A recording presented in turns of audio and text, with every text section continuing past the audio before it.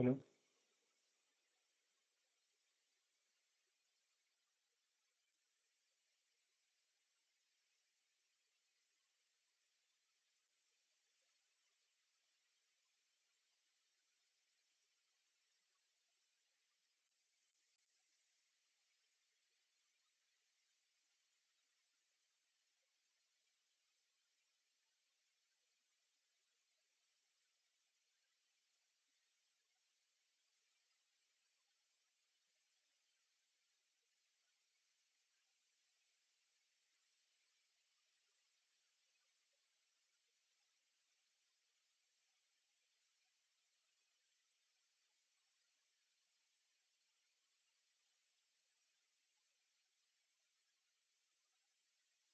Good afternoon.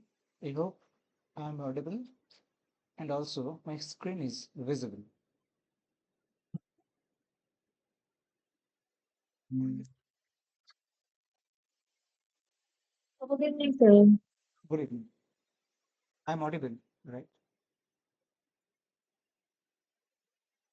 Can you also see the screen? Yes, sir. Okay, so we will start because it is already 6 p.m. So let me see. Okay, fine.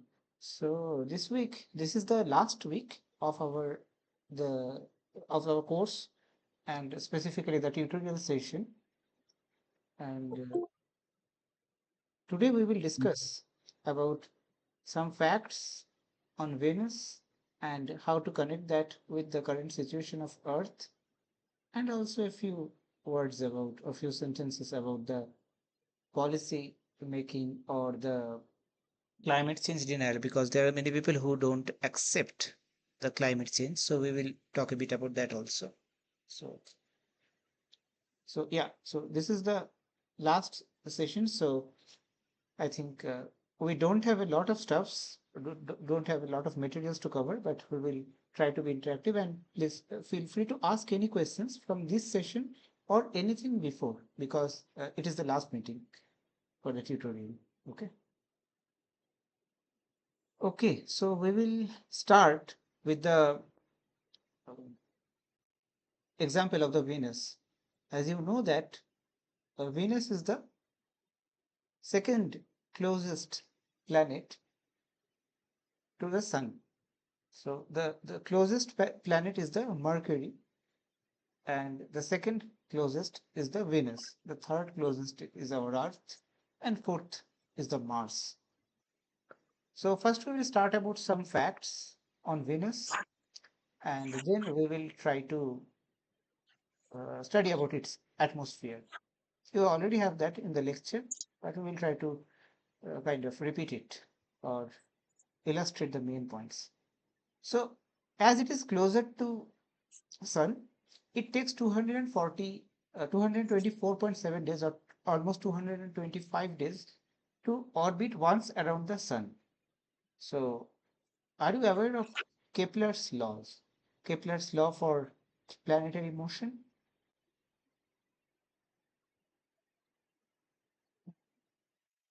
from school? Have you studied that? I studied, but I don't remember actually. Okay. I mean, A square proportional to R cube like that, and some formulas. yes, yes. I mean, that Kepler actually had three laws. So, first law stated that the orbit is not completely circular. I mean, basically, the orbit is in general, it is elliptical. When a planet moves, or any two celestial body actually move under the influence of each other. So the orbit is in general elliptical. So all the orbits of our solar system are elliptical. Now, yeah, of course, Earth has very less ellipticity.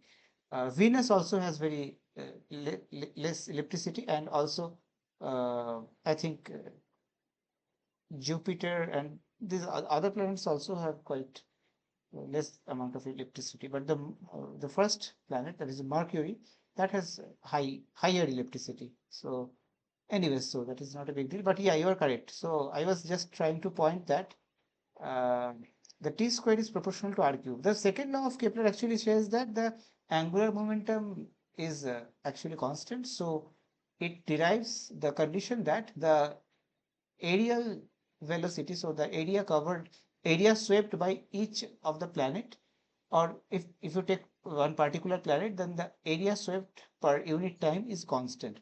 So it means farther the planet is from the center or from the star, the slower it would be, but the area covered under unit time, that will be constant. And the third law is T square is proportional to R cube. That means more distance means more time period. So Venus has less distance than Earth, so it takes 224.7 days compared to our 365 days.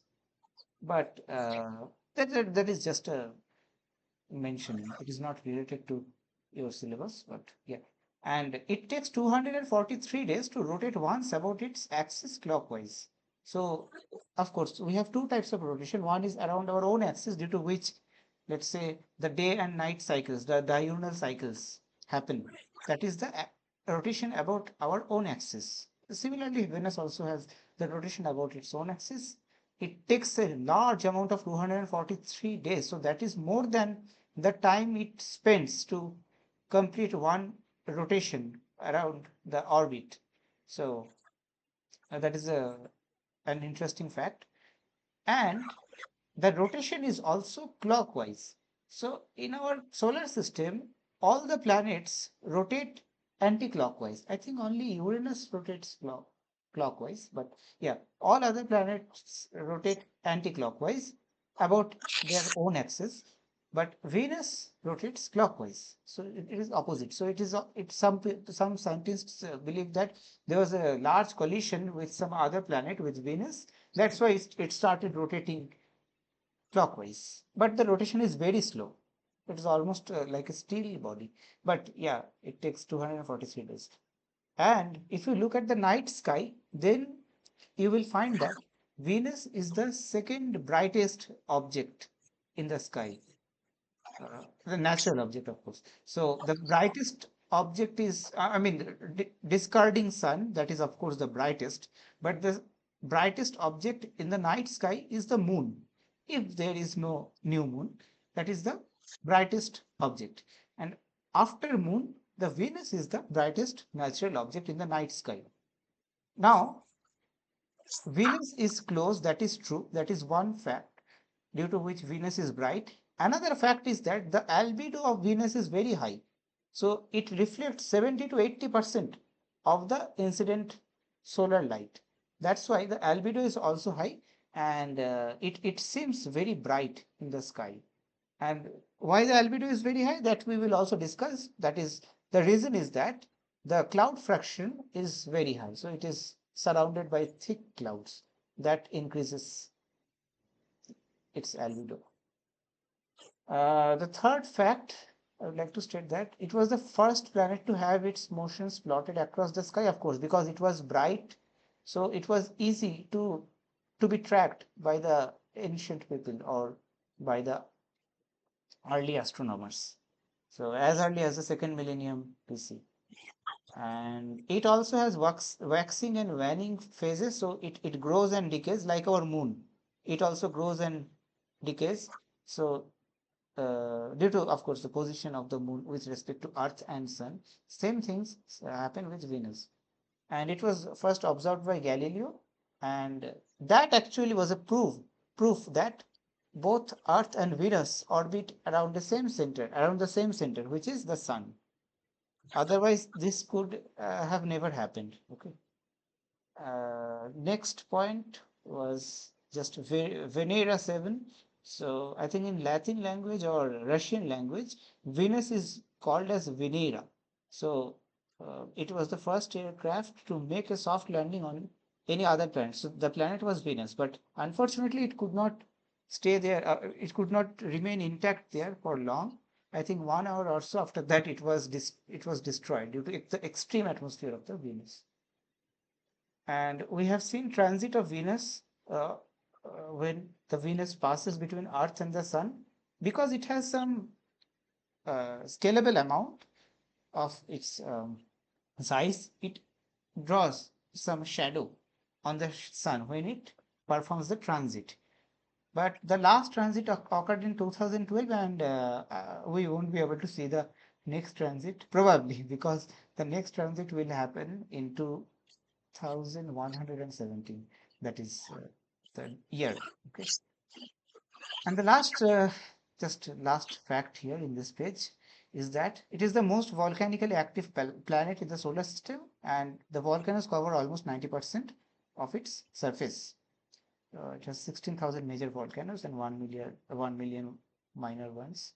So yeah, so just to get some curiosity about Venus, just to uh, know some facts. I think you might already know these facts, but just to drive the curiosity, just not to focus on the climate, but also to focus on the astronomy part. I just made this slide.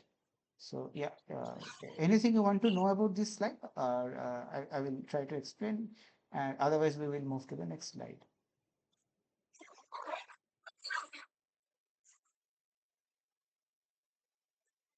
Yeah, it's fine. It's fine. It's fine. Ankit Mukesh, is it Yeah. fine? Sir, Okay. Hmm. So here are some illustrations.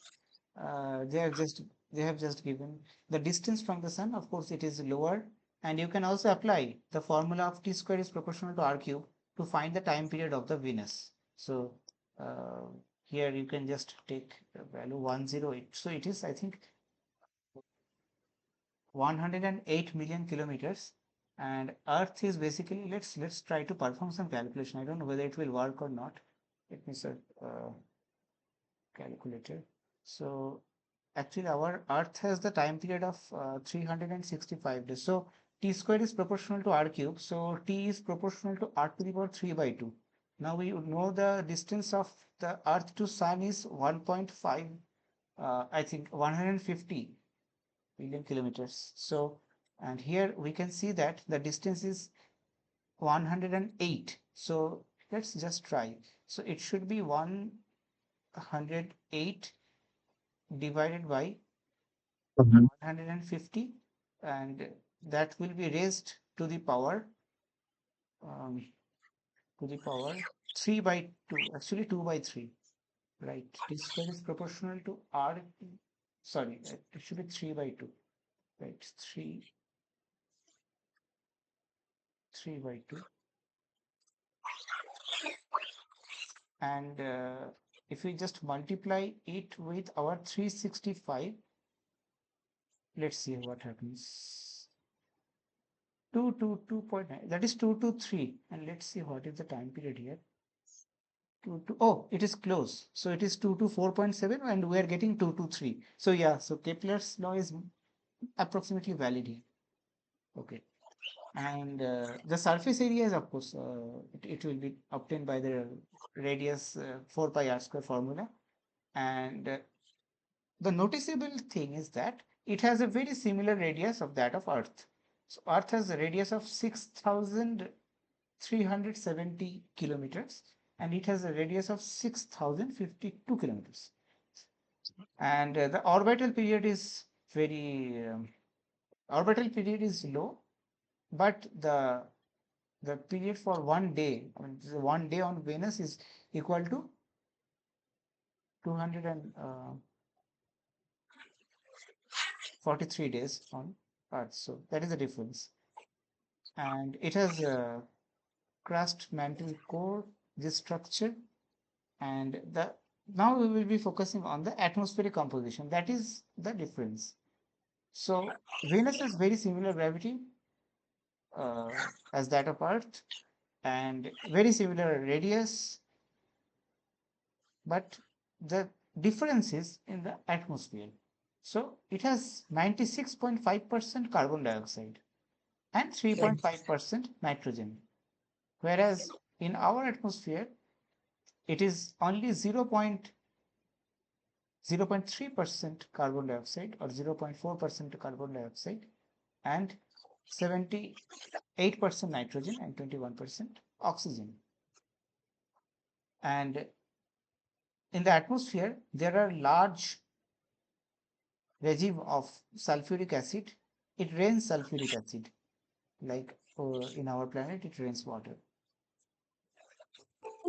Okay, so we will now talk about the atmosphere.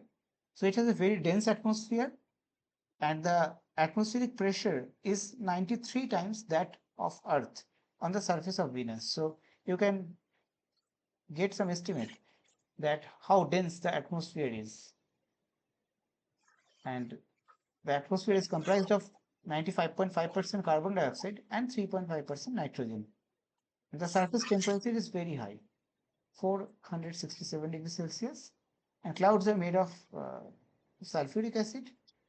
And in atmosphere, we can see super rotation in the upper troposphere. So, do you know what is the definition of super rotation? No. So, super rotation means when the atmosphere moves at a speed higher than the rotation rate of the planet. So, it is called the super rotation. Now, that thing happens in Venus. Actually, the speed is quite high, but also, uh, yeah, so the speed is very high. So the winds flow faster than the planetary rotation speed. On Earth, that never happens because when we talk about very high speed winds, that is around at at most it is around 300 kilometers per hour or 400 kilometers per hour, like that. It never goes beyond that. But in the rotation speed of Earth around its own axis, the speed is almost 1,400 kilometers or so, close to the equator. Of course, near the poles, it decreases. So the winds are only about 20% of the planetary rotation speed. Now, in Venus, one thing is there that the planetary rotation speed is slow. For that, there is scope of the wind to rotate faster than the rotation speed of the planet. That's why it shows that is the definition of the super rotation.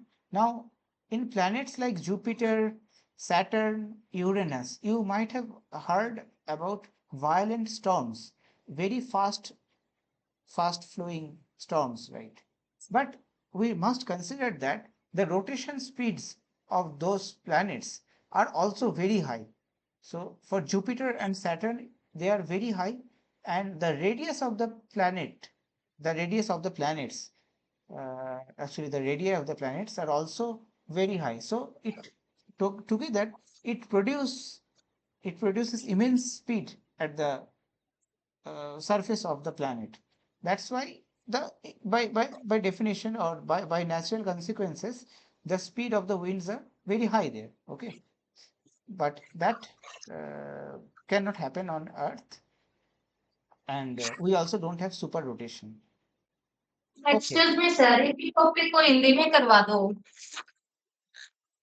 okay, you want me to repeat in Hindi? Okay, sure. Just I will finish the last paragraph and then I will explain in Hindi. Okay. Uh, Here, we just have mentioned that the atmospheric and pressure and temperature decrease rapidly with height, as it is normal because if you have some stratification, then it will decrease with respect to height.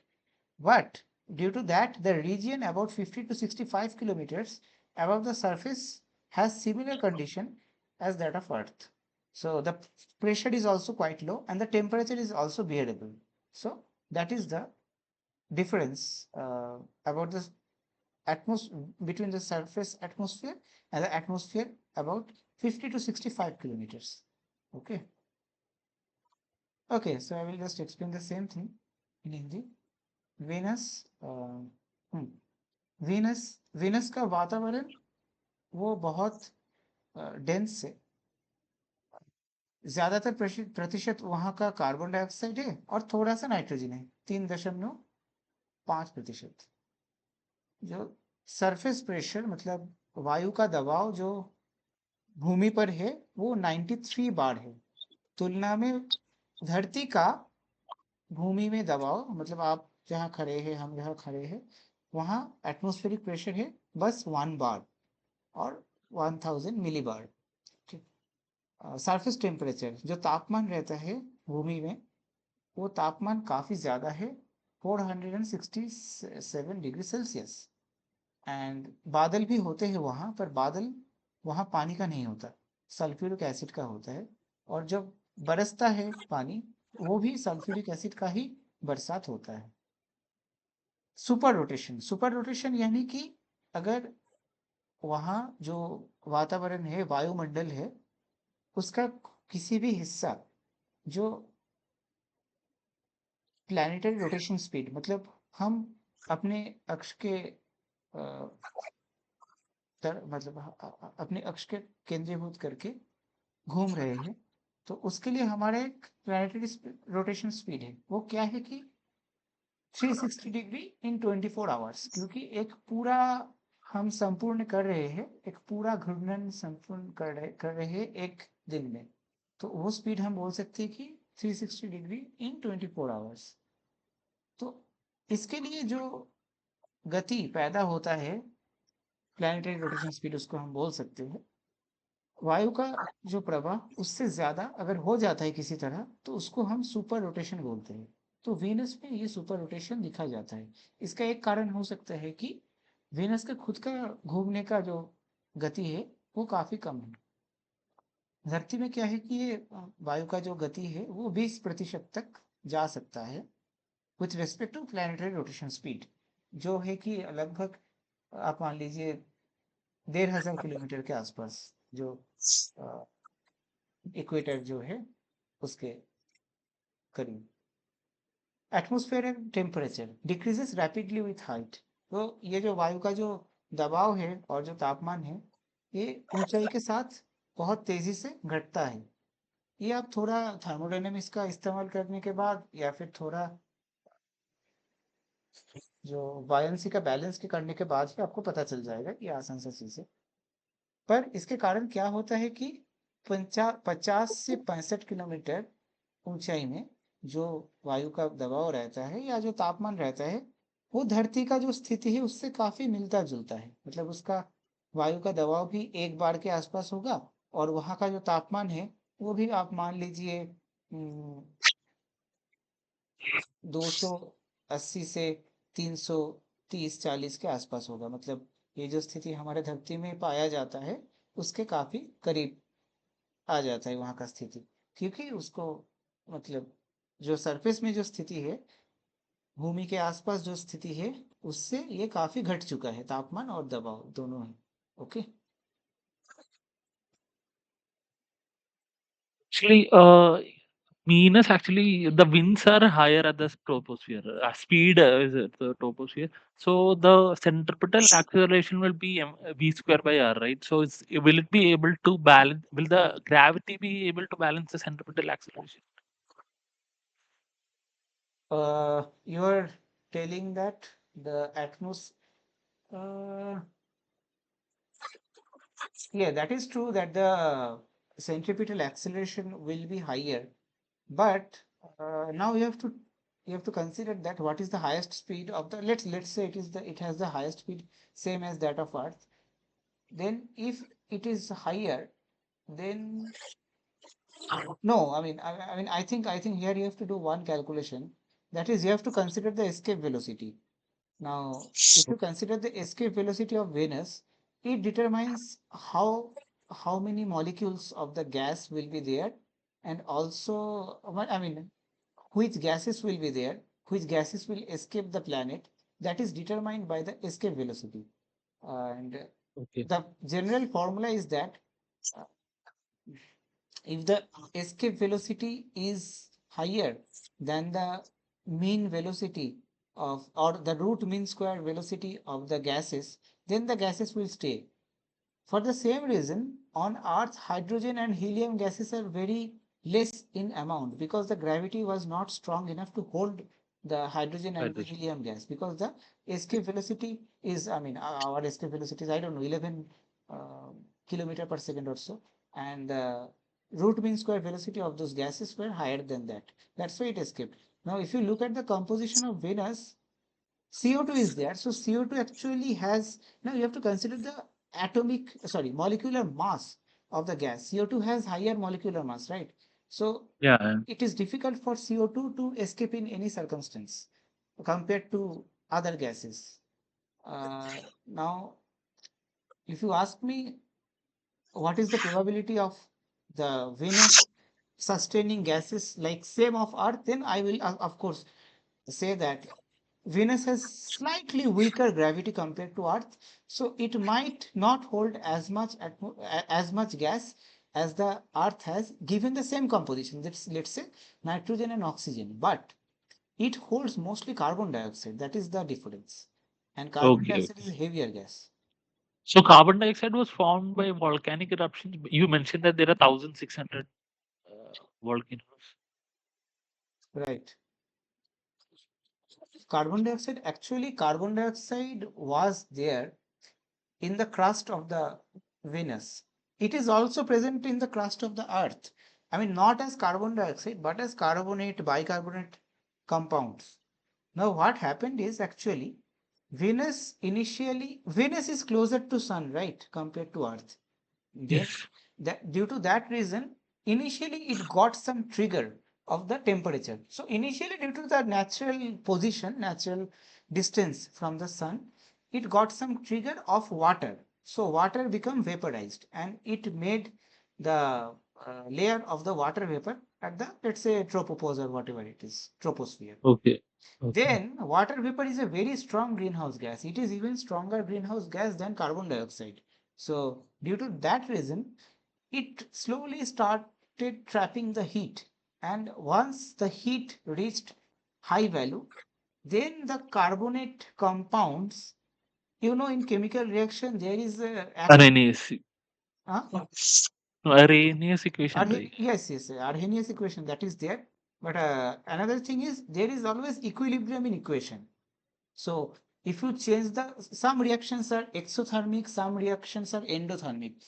Now, if you change the conditions of the reactions, then it changes whether the forward reactions will happen or the backward reactions will happen.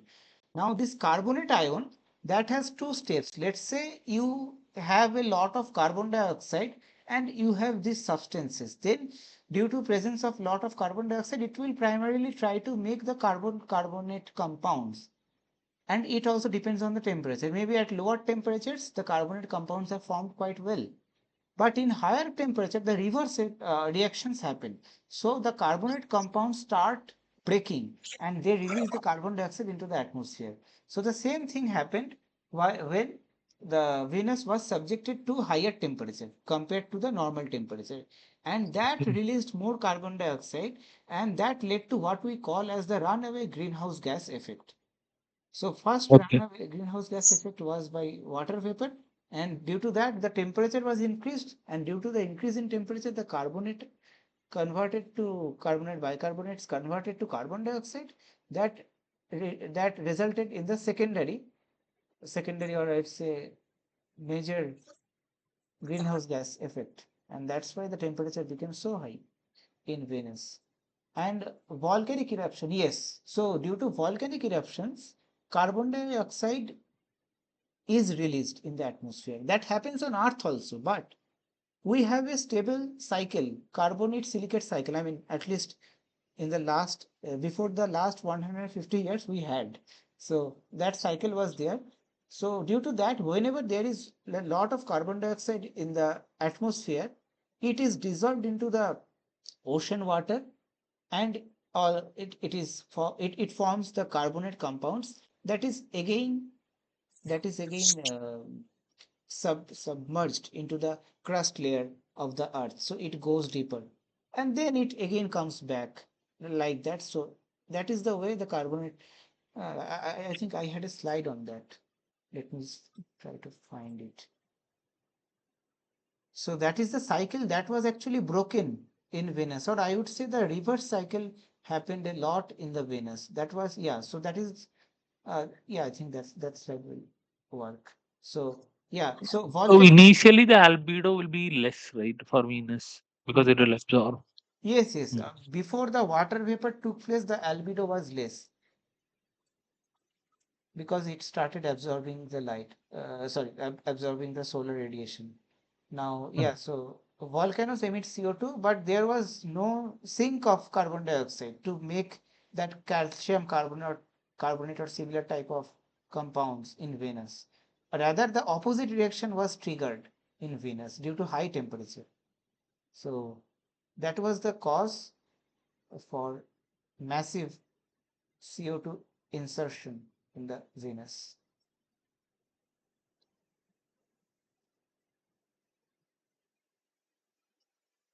So let's, okay, yeah. Anyways, what was your question? I forgot. Oh, you answered it. Okay, I answered. Fine. Let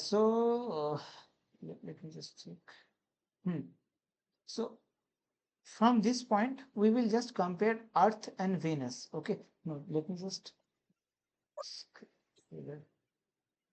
No, actually, I explained this slide, so I will come to this slide now. Okay. So Earth and Venus, they have very similar composition for density, size, and gravity. And the initial conditions were also the same for both Earth and Venus. Now, due to the proximity to the sun, that was the first reason that runaway greenhouse gas effect due to water vapor started in Venus. So Venus also had a lot of water on it, but it caused the runaway greenhouse gas effect. If all the water is vaporized, then it will increase the greenhouse gas effect and it will increase the temperature. Again, it will increase the water vapor. So that is the positive feedback cycle. So it will increase the amount of water vapor and there is nothing to stop it. Similar things happened in the Venus. And as a collateral damage, what happened was the carbonate sinks or the carbonate crust carbonate layers, they also got broken in the atmosphere, or they just released carbon dioxide in the atmosphere of the Venus. So that started as a second greenhouse gas effect, which again increased the temperature of the Venus. Okay.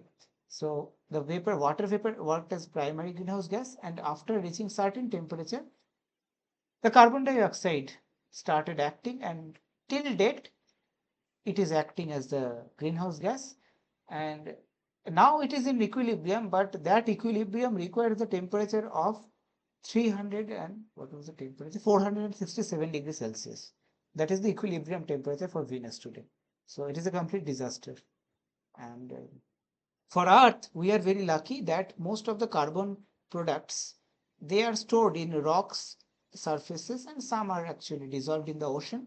So they did not produce the gaseous carbon dioxide. But now the problem with our uncontrolled fossil fuel is that we are releasing a lot of carbon dioxide which was never meant to be released in the atmosphere. Now, if due to some reason the mechanism is triggered or we reach a tipping point of the equilibrium, then the nature will take care of the rest and it will lead us to an unstable point for the temperature, and it might also cause the runaway greenhouse gas effect. We are not sure about it. So that's why that is the lesson from the Venus that we should learn. Why Venus went completely into a dystopia. So yeah, so I will just ask. So is it fine or shall I explain again? That's fine. Okay. Ankit Mukesh, shall I explain in Hindi or is it fine? Explain कर दो sir Hindi में Okay, okay. Before that, I will just ask Anurag Bera. Anurag Bera, is it fine? Yes, sir. Yes. Okay, so I will just explain it in Hindi. So यहाँ हम बताना चाहते हैं कि Venus और अर्थ का साइज, आकार, डेंसिटी, गुरुत्वाकर्षण शक्ति, उसका परिमाण काफी नजदीक है और इनिशियल कंडीशन, प्राथमिक जो स्थिति थी धरती का और वीनस का, वो भी काफी एक जैसा था। तो ऐसा क्या हो गया कि वीनस आज बहुत एक आग का बड़ा सा गोले में रूपांतरित हुआ है और हमारा धरती बसने लायक, फिर भी बसने लायक स्थिति में है। उसका कारण हम बताना चाहते हैं ऐसे कि run away green house gas effect. इसमें क्या होता है कि वीनस में पहले जो पानी मौजूद था वो वाष्प में रूपांतरित हो गया सूरज के किरण के कारण, क्योंकि वो सूरज के काफी नजदीक स्थित है। वो वाष्प क्या किया, वो प्राइमरी ग्रीन हाउस गैस की तरह काम किया। मतलब वहां का जो ताप जो सूरज से निकलता है और वेनस का सरफेस से भी जो ताप, उसको हम आउटगोइंग लॉन्ग रेडिएशन बोलते हैं, तो वो ताप वो संचित करके रखते हैं प्राथमिक जो ग्रीन हाउस गैस है उसमें। वो क्या किया, ताप संचित होने के कारण तापमान और भी बढ़ गया वेनस के अंदर। और उसके बाद तापमान बढ़ने के कारण जो हमने कार्बन सिलिकेट साइकिल का बात किया, वहां से कार्बन उत्पादन करने का जो चक्र चलता है वो काफी मजबूत हो गया और काफी सारा कार्बन डाइऑक्साइड वायु में निर्गत हो गया। कार्बन डाइऑक्साइड आपको पता ही है ग्रीन हाउस गैस है, तो उसके कारण और भी तापमान बढ़ने लगा। और वो बढ़ता गया जब तक कि आज का जो स्थिति है वो है कि 467 डिग्री सेल्सियस का तापमान है, लगभग 740 डिग्री, 740 केल्विन का तापमान, उतना तक तापमान बढ़ गया। धरती के कारण क्या हुआ कि हमारा ज्यादातर कार्बन का जो कंपाउंड से वो चट्टान में या फिर धरती के जो स्तर होते हैं क्रस्ट, उसमें मौजूद है, उसमें संचित है।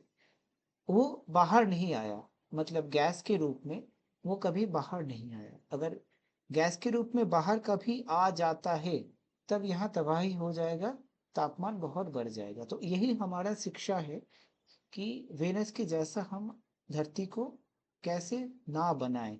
पर हम आज जो कर रहे हैं कि जो फॉसिल फ्यूल, जो प्राणियों से बना हुआ या फिर जो भी उद्भिद और पेड़ पौधे से बना हुआ जो फ्यूल है, उसको हम अनियंत्रित रूप से जला रहे हैं। उसके कारण कार्बन डाइऑक्साइड उत्पादन हो रहा है, जो जो सामान्य रूप का जो प्राकृतिक चक्र का हिस्सा है, उसको उसका हम उल्लंघन कर रहे हैं।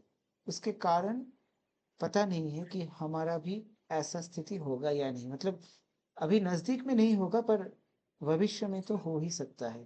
तो ये चेतावनी है कि हमें ऐसा क्यों नहीं करना चाहिए। उसका एक एकदम उदाहरण हमारे साथ सामने मौजूद है, वो वीनस का।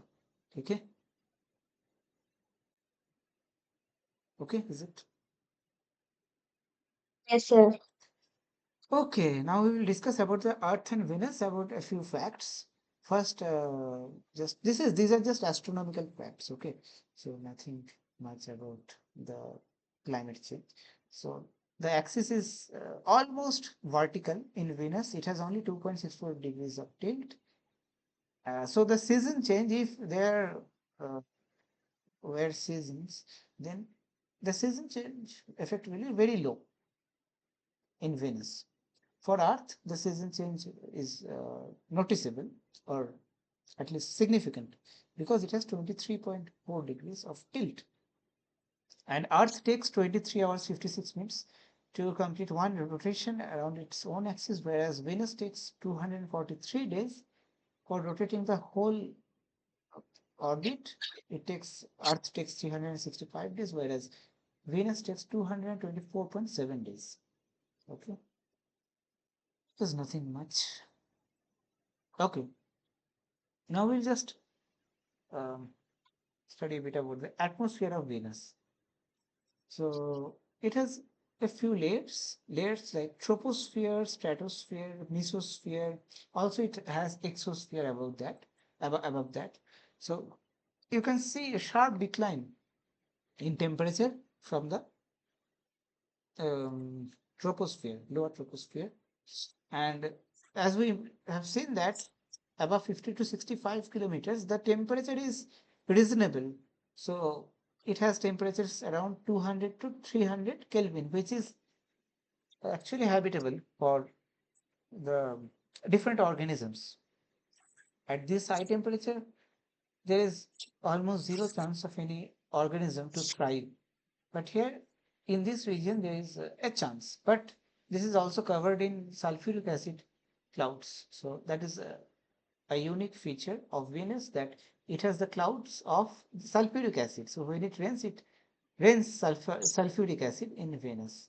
And due to volcano, constant release of carbon dioxide is there, and it doesn't have any active carbon silicate cycle. That's why the produced carbon dioxide is not dissolved or is not converted into some compound. That's why it has reached an uncontrolled state, or basically unstable.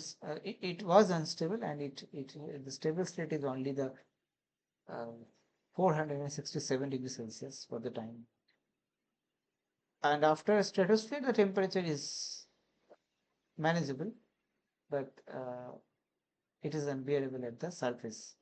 So that is the basic structure of temperature of Venus. So I'm just asking for query. Do you know how to derive the equation of the pressure with respect to height? I think it is called hypsometric equation. So on Earth or on any planet, the pressure decreases exponentially with height.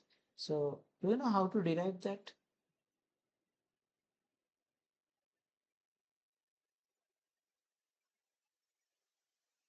It's using Newton's law, right? Or like pressure of a cube, we will study the difference between the pressure at the surface and and at a particular height. Then we will put F is equal to ma. I'm not so sure. Okay. No, actually, whenever you are trying to use the Hydrostatic balance. yes, whenever you're trying to determine the relation between the pressure, you have to use the hydrostatic balance. And using the Okay, hydrostatic dou P balance, by dou Z is equal to minus rho partial G. P partial Z is equal to minus rho G. So Yeah. yeah, so and for rho, you have to assume the ideal gas condition. If you assume ideal gas condition like PV equals to nRT, that is the equation for the ideal gas. Then you have to apply that particular condition to get the relation between the pressure and the height. So that is a simple exercise. And how can you determine the relation of temperature? How much temperature will it be with respect to height? Roughly, do you know that? I think there is adiabatic lapse rate, right? I'm Yes, not. adiabatic lapse rate. There are different lapse rates, but you can determine the adiabatic lapse rate. Minus G by Cp. Right, Uh, right.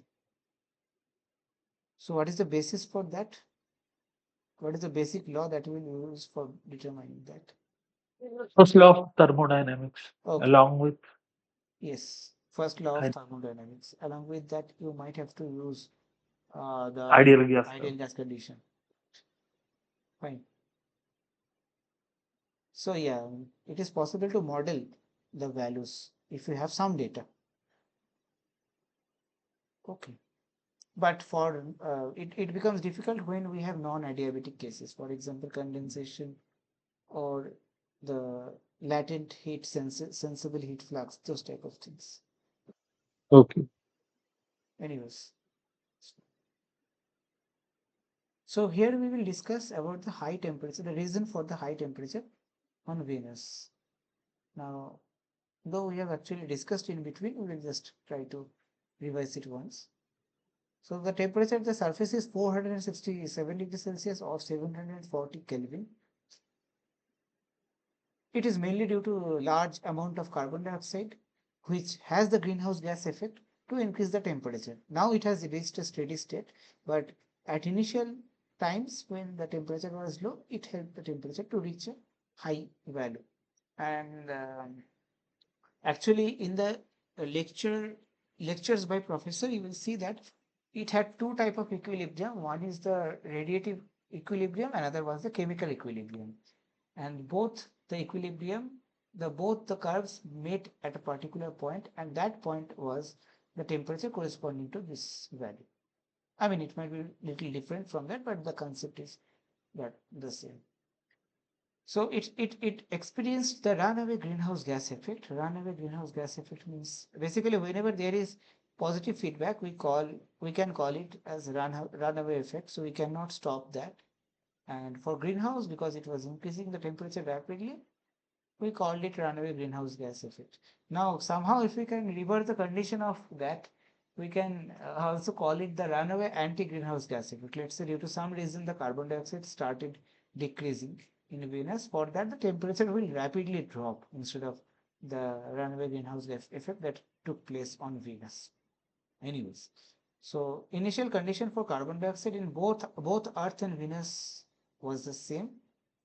Now, what happened is Venus was closer to Sun. That's why the water was vaporized, and the vapors imparted positive feedback into the atmosphere of the Venus. It increased the temperature of the Venus, and that caused the carbon dioxide producing branch of the carbon silicate cycle in Venus, and that released the carbon, or basically carbon dioxide, in the atmosphere, and that caused the greenhouse gas effect. So that is the reason for that.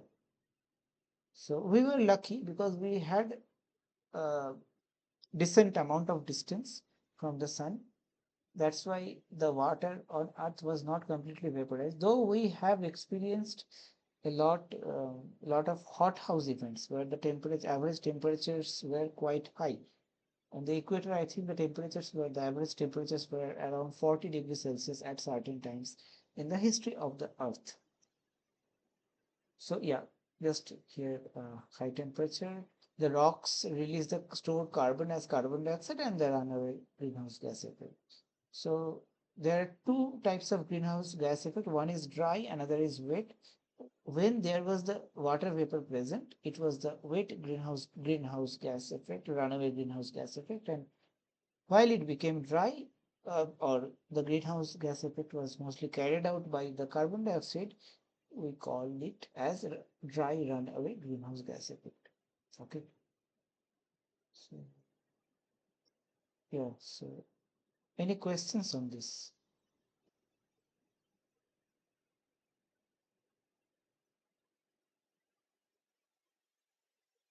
Fine. Fine. Okay. Anurag, is it fine? Why the temperature of Venus is so high? Yes, so fine. Okay. Is it fine, Nikita? Yes, sir. Okay. Do you need me to explain in Hindi or is it fine? कर देते sir एक बार हिंदी में explain. Okay ठीक. हाँ, यहाँ हम चर्चा कर रहे हैं कि वीनस का तापमान इतना ज्यादा क्यों है. ये सबसे गर्म है, सबसे गर्म ग्रह है. तो एक दूरत्व के कारण अगर विवेचना किया जाए तो मरकरी होना चाहिए था सबसे गर्म प्लैनेट, पर ये मरकरी है नहीं, ये वेनस है. इसका तापमान 467 डिग्री सेल्सियस और 740 केल्विन के आसपास है. तो क्या है कि गर्मी का मुख्य कारण जो है वो कार्बन डाइऑक्साइड के का कारण ही है, पर वो कार्बन डाइऑक्साइड पहले उतना था नहीं, वो धीरे धीरे पैदा हुआ है. कैसे पैदा हुआ वो हम बोल. सूरज के काफी करीब था वीनस, तो क्या हुआ कि वहां का जो पानी था वो वाष्प में रूपांतरित हो गया, और वाष्प भी बहुत ताकतवर ग्रीनहाउस गैस है. तो ये बहुत ताकतवर ग्रीनहाउस गैस होने के कारण ये तापमान को बढ़ाता गया. पर सिर्फ इस गैस वाटर वेपर से भी हम उसको वर्णन नहीं कर सकते कि वीनस का तापमान आज इतना ज्यादा क्यों.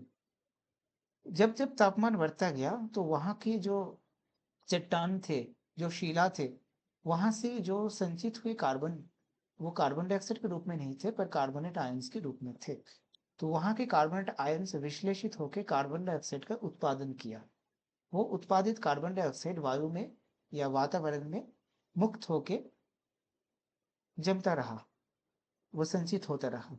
जब जब वो वातावरण में संचित होता रहा, उसका ग्रीन हाउस गैस इफेक्ट के कारण, मतलब जो हमारा जो आउटगोइंग लॉन्ग वेव रेडिएशन है, उसको वो बाहर नहीं जाने देता, उसको वो पकड़ लेता है.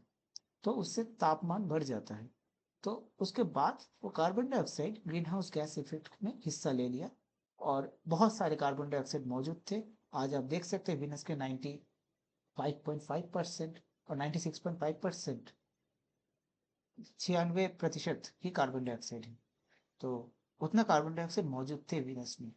तो वो ग्रीन हाउस गैस इफेक्ट इतना ताकतवर बन गया कि आज उसका तापमान 467 डिग्री सेल्सियस से। ये भी एक इक्विलिब्रियम पॉइंट है, पर ये दुख की इक्विलिब्रियम पॉइंट है कि इसके लिए हमको बहुत, मतलब जो कार्बन डाइऑक्साइड ट्रैप कर रहे हैं उसको बैलेंस करने के लिए तापमान इतना ज्यादा होना पड़ रहा है।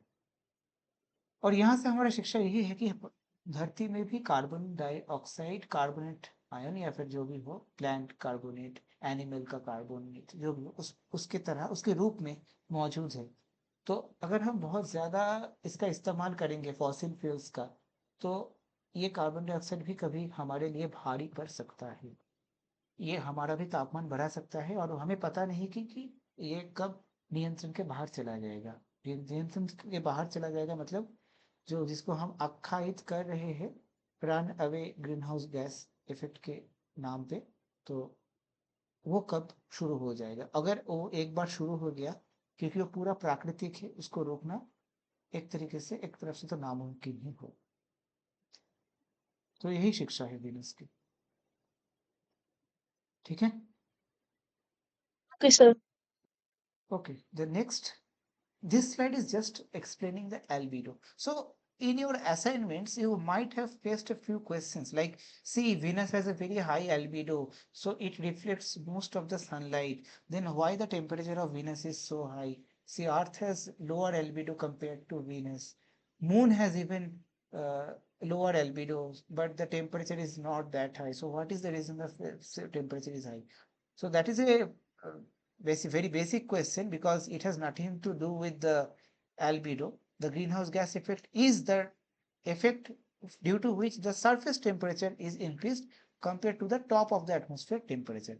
Now, if Earth had no such atmosphere, then we could only define one temperature. What is that? That would be called as the emission temperature or effective temperature of a planet. That is, whatever energy is entering a planet, the same energy is exiting the planet also. In order to maintain thermal equilibrium, you have to equate the incoming and the outgoing radiation. So for Earth or any planet, the incoming radiation is in the form of the sun, solar radiation, which is mostly in the visible light or short wave, we can say short wave. But after the planet is heated up, then the range or the band of the radiation is mostly in the long wave, or we can also say it is in the microwave. Now, if we put one shield which blocks the microwave, then what will happen is the radiation will be trapped into that particular planet. And for some time, the temperature differences between the surface and the atmosphere, let's say the last layer of the atmosphere, will keep on increasing. That is not equilibrium. If it keeps on increasing, then it is in non-equilibrium state. But after certain amount of time, it will reach the equilibrium. And that equilibrium will have the emission temperature same as the temperature which was, which could prevail without the atmosphere. Because in equilibrium, whatever we are getting, we have to release the same amount. So the temperature, emission temperature or the effective temperature has to be the same. Now, due to the greenhouse gas, it absorbs a lot of radiation. So the surface temperature is not the same anymore. Okay. So that is the difference. So the difference between the surface radiated energy and the radiated energy from the top of the atmosphere or the energy due to the effective temperature, that is known as the greenhouse gas effect. For Venus, the albedo is 70%. That's great. So it actually lets its planet enter less amount of sunlight, whatever is there. The sun is closer, but it lets less amount of sunlight to enter. So it means that the effective temperature of Venus will be quite low. It is fine. It will be quite low. It might be lower than Earth also. I let me just check. Huh? Just check as we have seen. Effective emission temperature of Venus. Equilibrium temperature. I don't know whether I will find it here or not.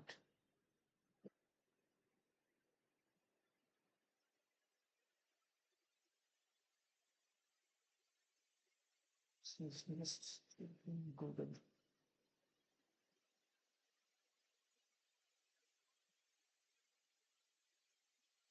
So let me check. See, it is showing that the effective emission temperature of Venus is approximately 228 to 234 Kelvin. That is quite cold. It is minus 45 to minus 41 degrees Celsius. If you compare Earth, just remember the value here. Now this is different than the surface temperature, which is 460 degrees Celsius. If I put Earth here, it will be around 255 Kelvin, right? So it is 255 Kelvin. So the effective emission temperature of Venus is lower than, quite low than that of Earth, but that has nothing to do with greenhouse gas effect, because greenhouse gas effect depends on the surface temperature, and due to the presence of the greenhouse gas, thick layers of the greenhouse gases, the Venus traps the heat a lot, at least from the surface to that particular level of the greenhouse gas. After that, it releases the amount which is exactly required to balance the incoming energy, which is the effect, which is evident in the emission temperature or the effective temperature. So that distinction we have to particularly know. And one good thing is we can see the bright Venus on our sky in the night due to the high albedo. So if you ask that in very quick manner that okay, the albedo is very high for Venus, then it must be cool. It must be quite cool compared to Earth, right?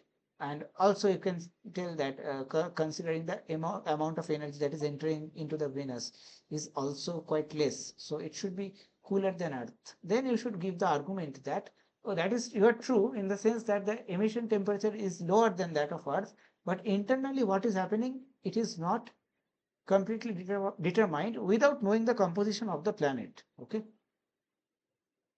So is this point clear? Because it is a counterintuitive point. So uh, just to illustrate on that. Yeah, it's fine. Is it fine? Okay. Anurag, is it fine?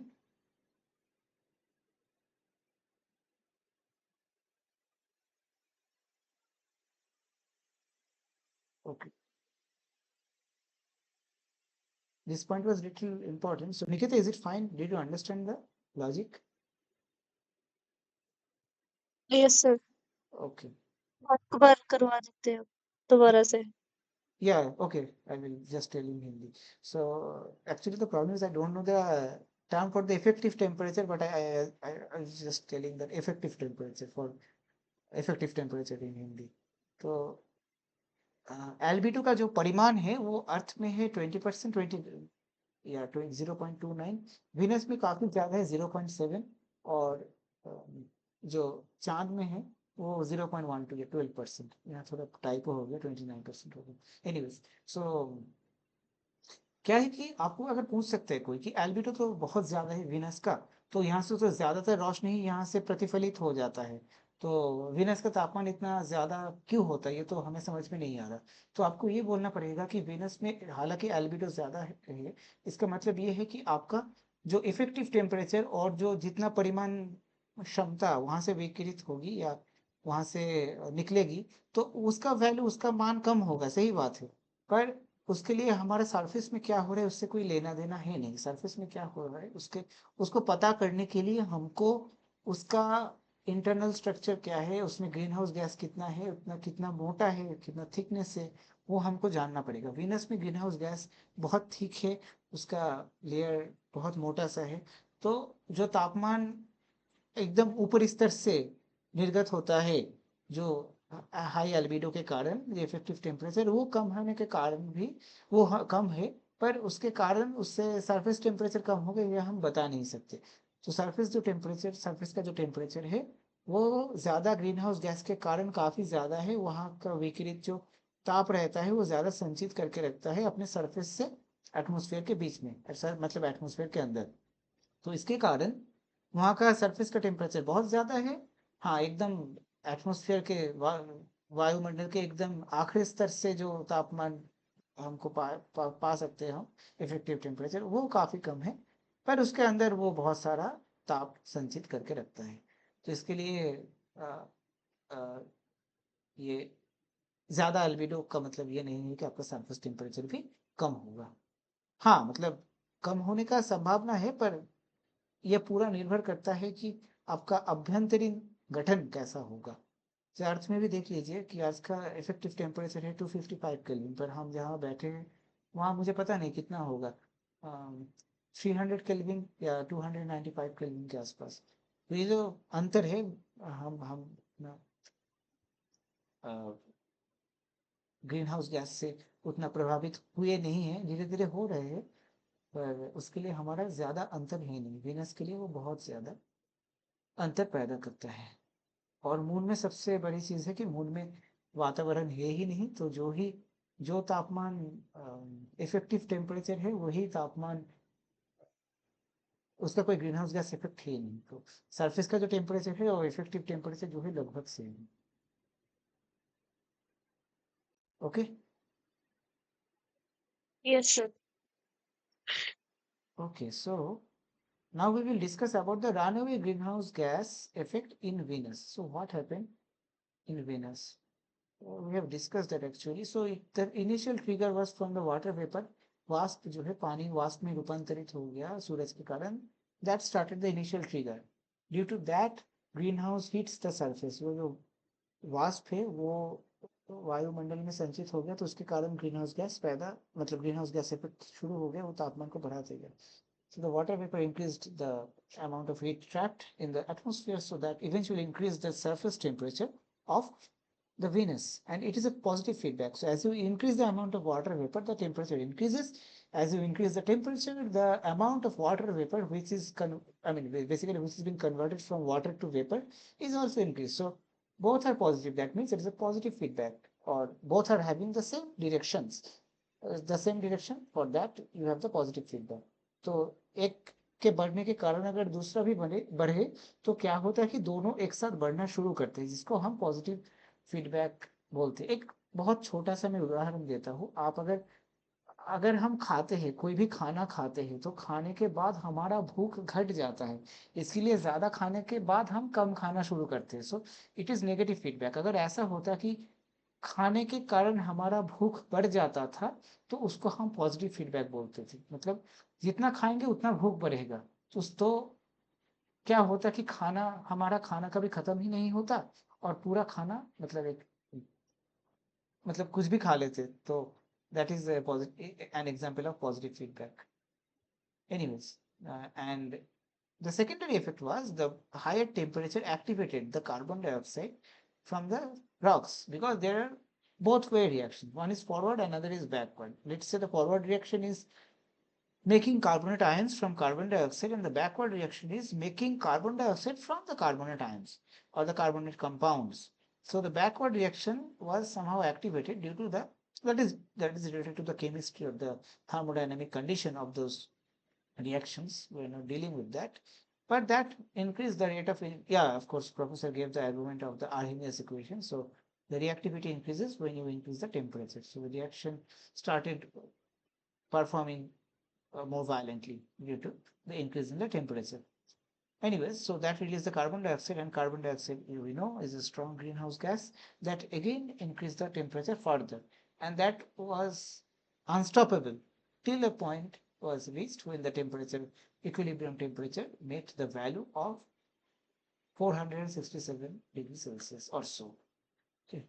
तो क्या हुआ कि carbon dioxide पैदा हुआ ज्यादा तापमान के कारण. ज्यादा तापमान में कार्बन डाइऑक्साइड पैदा होने वाला जो विक्रिया है वो ज्यादा सक्रिय हो जाता है.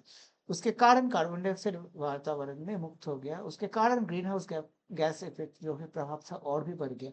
तो एक पॉजिटिव फीडबैक की तरह ये काम किया. ठीक. तो इसके कारण क्या हुआ कि सर कुल मिला के ये तापमान बढ़ता ही गया. But there is another thing which is negative feedback, which is the Planck feedback. Now if this could have been continued for years, then the temperature would have reached millions of degrees Celsius. So that is not there, because there is of course always the negative feedback effect of the Planck feedback. So when there is higher temperature, then any body will try to become cool down due to the release of the radiation.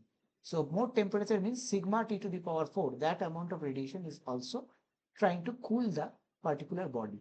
So that is another effect which is always present. So after reaching to an exorbitant value of the temperature, then the negative Planck feedback became strong, and the equilibrium temperature reached the value of 467 degrees Celsius. Okay.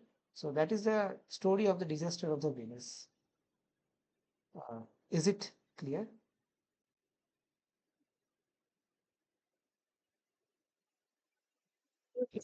Yeah. Okay. Oh, I will just explain the Planck feedback part in Hindi. So मैं जो बोल रहा था कि तापमान तो बढ़ता गया, उसके साथ एक फीडबैक हमेशा होता है, उसको हम प्लैंक फीडबैक बोलते हैं, जो आपको पता है power is equal to sigma T to the power 4। मतलब तापमान के जो चौथा जो पावर है उसके साथ ये वैरी करता है, परिवर्तन होता है। तो ज्यादा तापमान मतलब ये फीडबैक भी ज्यादा होगा, मतलब कितना शक्ति, कितना क्षमता एक बॉडी से निकल रहा है, तो तापमान ज्यादा हो गया तो वो भी ज्यादा हो जाएगा, तो वो हमेशा ठंडे करने की कोशिश करता है।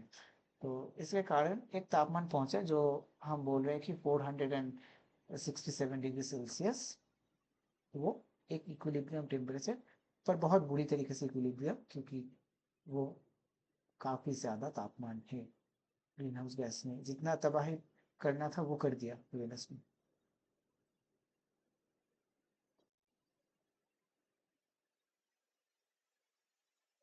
Is it fine Anurag?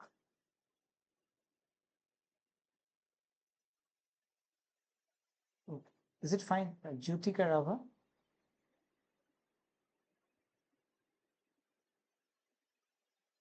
Okay, I hope so. So I will now move to the next part. There's a problem. Okay, I will help to solve the problem. So the average solar constant of the distance from Sun to Venus is 2600 watt per meter square.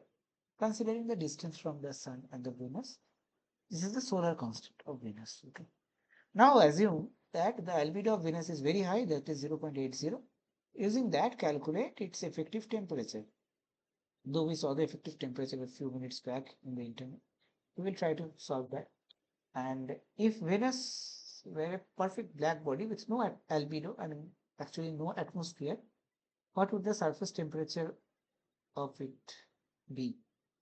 So no albedo, but also no greenhouse gas effect. Okay. Now, given the surface temperature of Venus equal to 740 Kelvin, find the greenhouse gas effect. So, okay, so first part, you are given solar constant, you are given the albedo. How to calculate the effective temperature? I will ask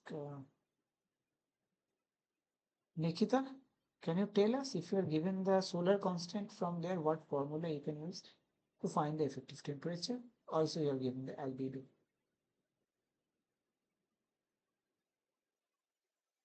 No, sir. Okay, so for that, you have to equate the incoming and the outgoing radiation. Here the incoming radiation is due to sun, which is the solar constant, but it is actually not uniformly being distributed. I mean, it is not uniformly incident on all parts of the planet. So we need to divide it by 4. So S by 4. That we need to do, and we need to sorry, there should be S by 4 into 1 minus alpha. Anyways, so the S by 4 into 1 minus alpha should be there on the left hand side. So that is the total radiation that is entering the planet. That will be equal to the part of sigma T to the power 4. And using that, you can find the temperature of the effective temperature of the planet. Okay, that is the formula. And in the second question, we have just taken the perfect black body condition.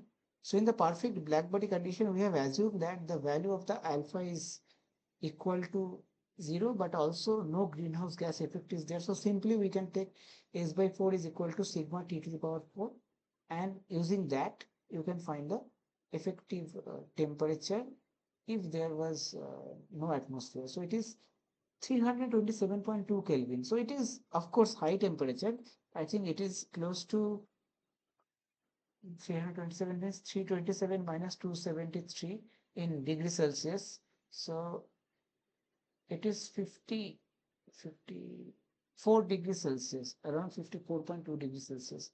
It is high. We admit that it is high, but it is not as high as that 467 degrees Celsius.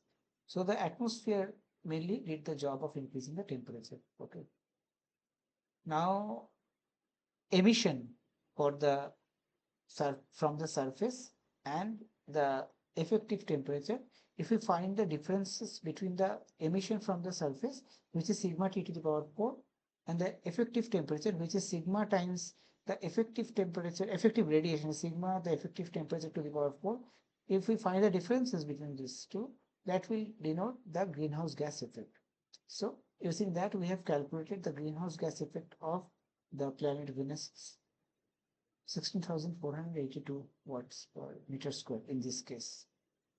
So that is the amount of radiation that is actually trapped between the surface and the last layer of the atmosphere.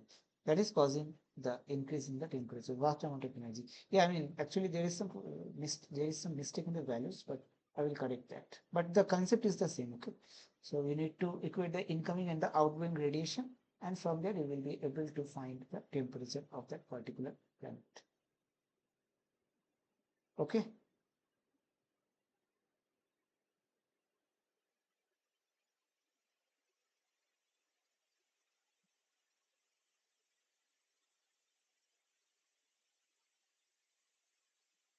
Okay, next there are a few questions on Venus. So first question is why the concentration of CO2 is less in Earth than Venus? So in Earth, CO2 is not there, but the carbonate ions or the different forms of carbon are there, such as the carbon dissolved in ocean, carbon as carbonate compounds in the rocks, and also there is plate tectonic activity which controls the cycle of the carbon. Okay, so we have the active carbon silicate cycle. Also, we have the presence of the plants that also um, the presence of the plants also take a lot of carbon dioxide and convert into organic carbon. The second question is why the single layer atmospheric model cannot describe the temperature of Venus. So the single layer atmospheric model was little successful in describing the temperature of the Earth as we studied long back, but it is not so successful in explaining the temperature of the Venus. I don't know whether I had the slide on temperature of Earth or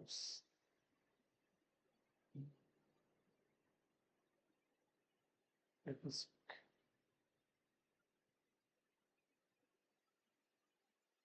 Lewis model. So these models were applied actually for determining the temperature of the Earth, but this single layer model will not be applicable for Venus. We need a lot of layers for uh, actually we need a lot of layers to determine the temperature of the Venus correctly.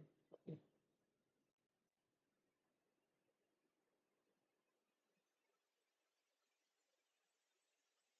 Okay. Now, if we try to measure the wavelength of the emission, the wavelength of maximum emission from the surface of Venus, what would the particular range of the wavelength be? So for determining that, we use Wien's displacement law that relates the maximum wavelength of emission and the temperature in Kelvin. The constant is 2898 micrometer times Kelvin. And if you just put the value of the temperature, surface temperature, we will get the value for the wavelength, maximum emission wavelength. and that will be equal to 3.82 micrometer.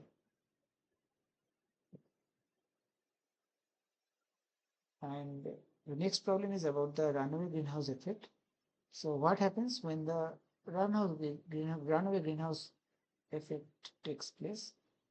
Whether we will have increase or decrease of the concentration of the gas with temperature or not. So of course that is increase with increase, so increase in temperature as well as increase in the concentration of the gas. So that will be out of control. That's why it is called runaway greenhouse gas effect. And the next question is about the carbon silicate cycle, how it helped to bring the carbon dioxide into the atmosphere in Venus. So the same carbon silicate cycle that keeps the atmosphere of the Earth stable caused the increase of the carbon dioxide in the atmosphere of the Venus. And the reason was the temperature was very high. Due to the higher temperature, it preferred the reaction in which carbon dioxide was produced, and that again increased the temperature to a higher value on Venus. Okay, and together they kept on increasing the temperature of Venus and also the amount of the carbon dioxide or the density of the carbon dioxide on Venus. But on Earth, due to the active participation of the cycle to stabilize the atmosphere or bring the carbon dioxide level under control, we still have not reached that state. Okay. So yeah. So are these questions and answers fine?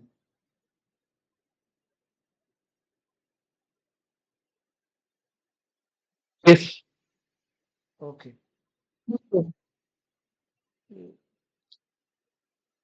Anurag said something. Is it fine or shall I repeat? Fine, sir. Okay, okay. Ankit Mukesh, is it fine?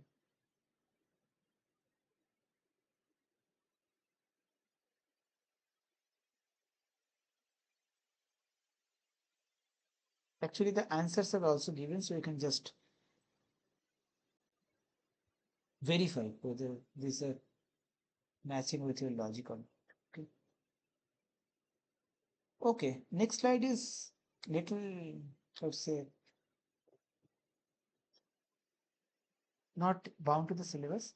So some imaginations, if you're interested in imagination.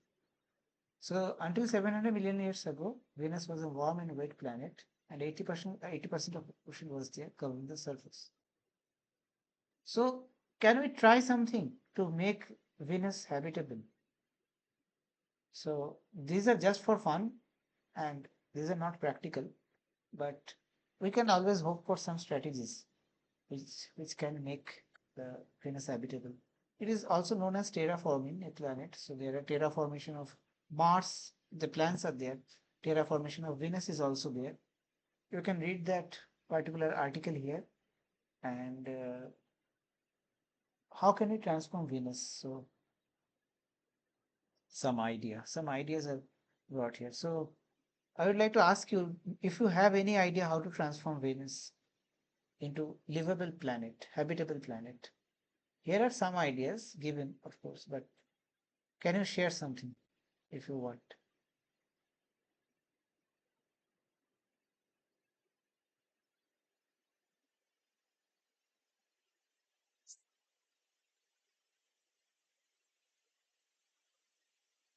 I am just telling in Hindi. So Venus का जो वर्तमान स्थिति है उससे हम कोई भी प्राणी या पेड़ पौधे वहां बस नहीं सकते.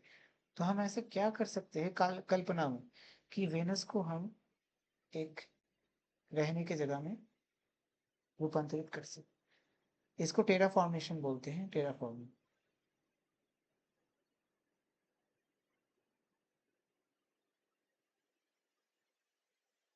If you can say something, we can discuss, or otherwise we will just discuss. We have to cool down the Venus, like reducing the temperature. Yes. So there are two conditions. We need to cool down the planet and also bring the pressure down. So these two conditions are there. These two are very preliminary conditions. Now, how to cool down? That is one question.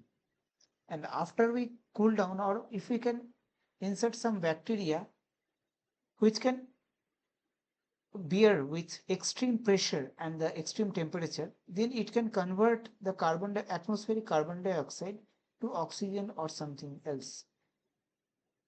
It is beneficial if it converts some carbon dioxide into a compound which forms solid or liquid forms. In that way, the pressure will be decreased. The atmospheric pressure will be decreased.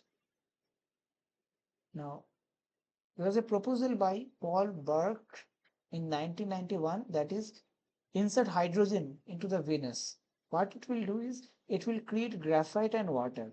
From carbon, it will create graphite. From oxygen part, it will create water. And if it creates graphite, then at first the pressure of carbon dioxide will be decreased. Also, the amount of carbon dioxide will be decreased, so that will decrease the greenhouse gas effect, and also the water will be there. So that might form oceans again in Venus. So that was one proposal. I mean, these are actually artificial or imaginary proposals because that will require a lot of these substances. Another proposal by Burke and Robert Zubrin was there. Introduce small reflective spacecraft to reduce the solar radiation on Venus. Basically, increasing the albedo a lot. Let's say we increase the albedo to maybe 95% for Venus. Then the temperature will of course go down, and with the temperature going down, the carbon dioxide will be no, it is not possible to bring the carbon dioxide to the liquid solid state, but it will of course perform something such that maybe the amount of the water vapor decreases and it makes liquid water, and from that the pressure might be decreased, and who knows, after it forms water it might react with the carbon dioxide and it can make the carbonate compounds, and that cycle might become active, and it might create the carbonate compound instead of the gaseous carbon or the carbon dioxide. So another proposal was to increase the angular speed of the Venus to create diurnal cycle, and that will thin the atmosphere, make the atmosphere thin and create magnetic field. It will also exert some amount of atmosphere into the space. So these proposals were there. So with the current technology, they are not possible. They are not possible to reach. But just for imagination, that's why I asked. If we introduce calcium silicate, will the reaction go backward? I think we have learned, right? If the concentration of the RHS increases, then the Yes, yes, that is also another possibility. If you introduce active calcium, right? So if you introduce raw calcium, then the raw calcium might react with the carbon dioxide and it might produce the calcium carbonate. So it is another possibility. But I don't know how much calcium it will require. So yeah, of course, these things are possible. So we can just bombard a lot of, let's say, ice into the Venus and this type of things. how do we get the source? No, that's why, I mean, for imagination, people have imagined that when we will reach advanced space technology, we will be able to utilize the power of the solar system. Then we can bring those ice from different ice satellites. Planets. Maybe there are a lot of ice like planets, ice like satellites across Jupiter or Saturn, something like that. So these are some proposals. I mean, these are not possible given the current technology because there are different civilization stages, type 1, type 2, type 3 civilizations. We are not even able to utilize our solar energy that reaches our planet in its full bloom. So that is the problem. Anyways.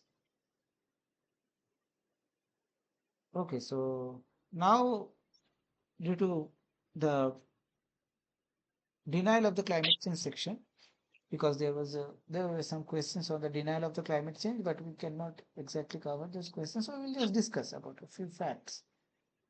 So demerits of fossil fuel. So many think that the fossil fuel is the primary energy source. It is a trustworthy source, traditional source, so we should not replace it. That will be a disaster. But there are problems. Now, global warming, climate change, ocean acidification, ecosystem destruction. These are the problems which we are dealing in our course primarily. But these also can introduce a lot of diseases. So for that, premature death can happen, mainly due to the increase of different substances in the air, sulfur dioxide, carbon monoxide, methane, this type of substances.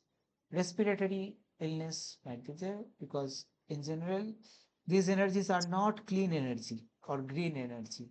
They produce a lot of byproducts which are harmful to the environment and also to the living beings. So that is due to the pollution. And at one point will come when we will be depleted of the resources. We will basically expend all of our resources at some point of time. And that time is not properly known, but it can be around 100 years, it can be around 50 years. We don't know, but it will end eventually because it was formed long back and there is no active cycle to refill that cycle, refill that source. And after this, we have to anyways shift to the renewable energies. And now think of just think of the current situation that was happening that is happening in the Middle Eastern region. So this is the all the problems are coming. I mean, of course, I'm not here to discuss the geopolitics, but due to that, we are facing issues of the fossil fuels. So for that, we are facing the crisis of the petroleum gas, petrol, diesel. The prices are hiking. Now, what would happen if we could sustain our own energy sources? I mean, we could use our own energy sources. Let's say one house is completely independent. It can utilize its own energy source from the solar or wind or whatever is nearby available. And it can thrive on its own. It can make use of those energies. So it should be independent. So that shift is anyways required. So it can startle the political scenario also, the economic scenario also. There is a demerit. And many say that, yes, you have something?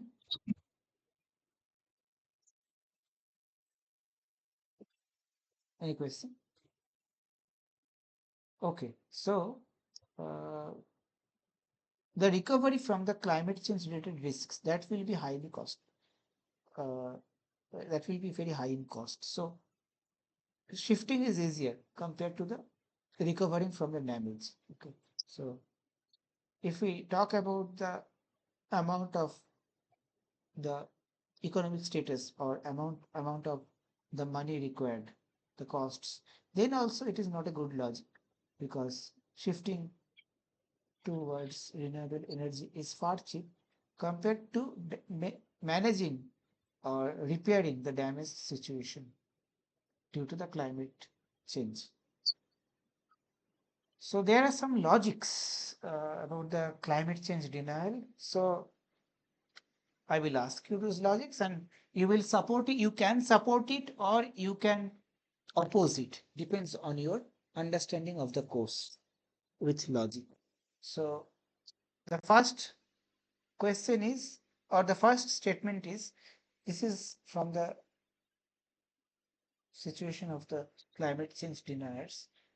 There is no global warming. So the models give unreliable results. So what is your take on this?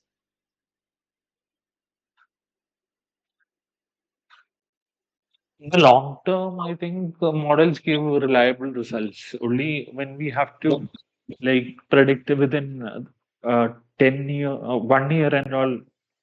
I mean, models usually give in the long run, right? Get good results in the long run. Right. So whatever model is giving, so it might not give you what exactly what amount of rainfall it will happen, what would the amount of temperature be after 1 month.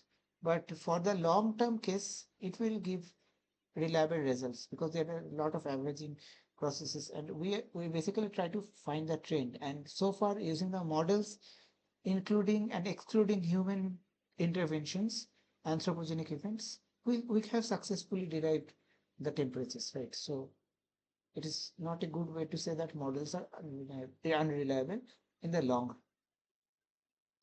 The second statement is humans are not responsible, it is just a natural variability for global warming. So what is your take on this? Humans are responsible because when we actually run a model with CO2 and without CO2, the temperature doesn't change that much. So, Yes, but for those with the carbon dioxide and other anthropogenic forcings, the temperature will increase. right. And how are you so sure that that CO2 that humans have released is not a part of Because, natural variation? So some might because argue that okay, observed. humans are also part of nature. Oh.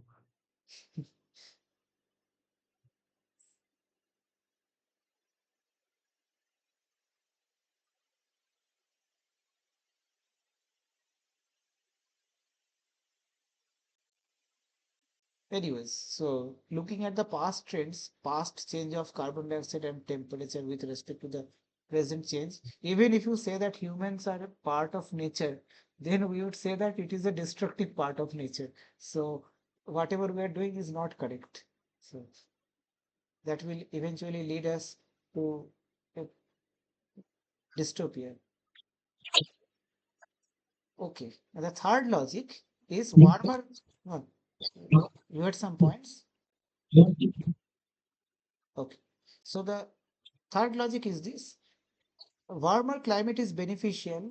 For example, many areas where the areas are covered in snow will be freed from the snow and the agriculture will bloom in these regions. So warmer climate is actually better for Earth. So what is your logic on this? What is your take on this?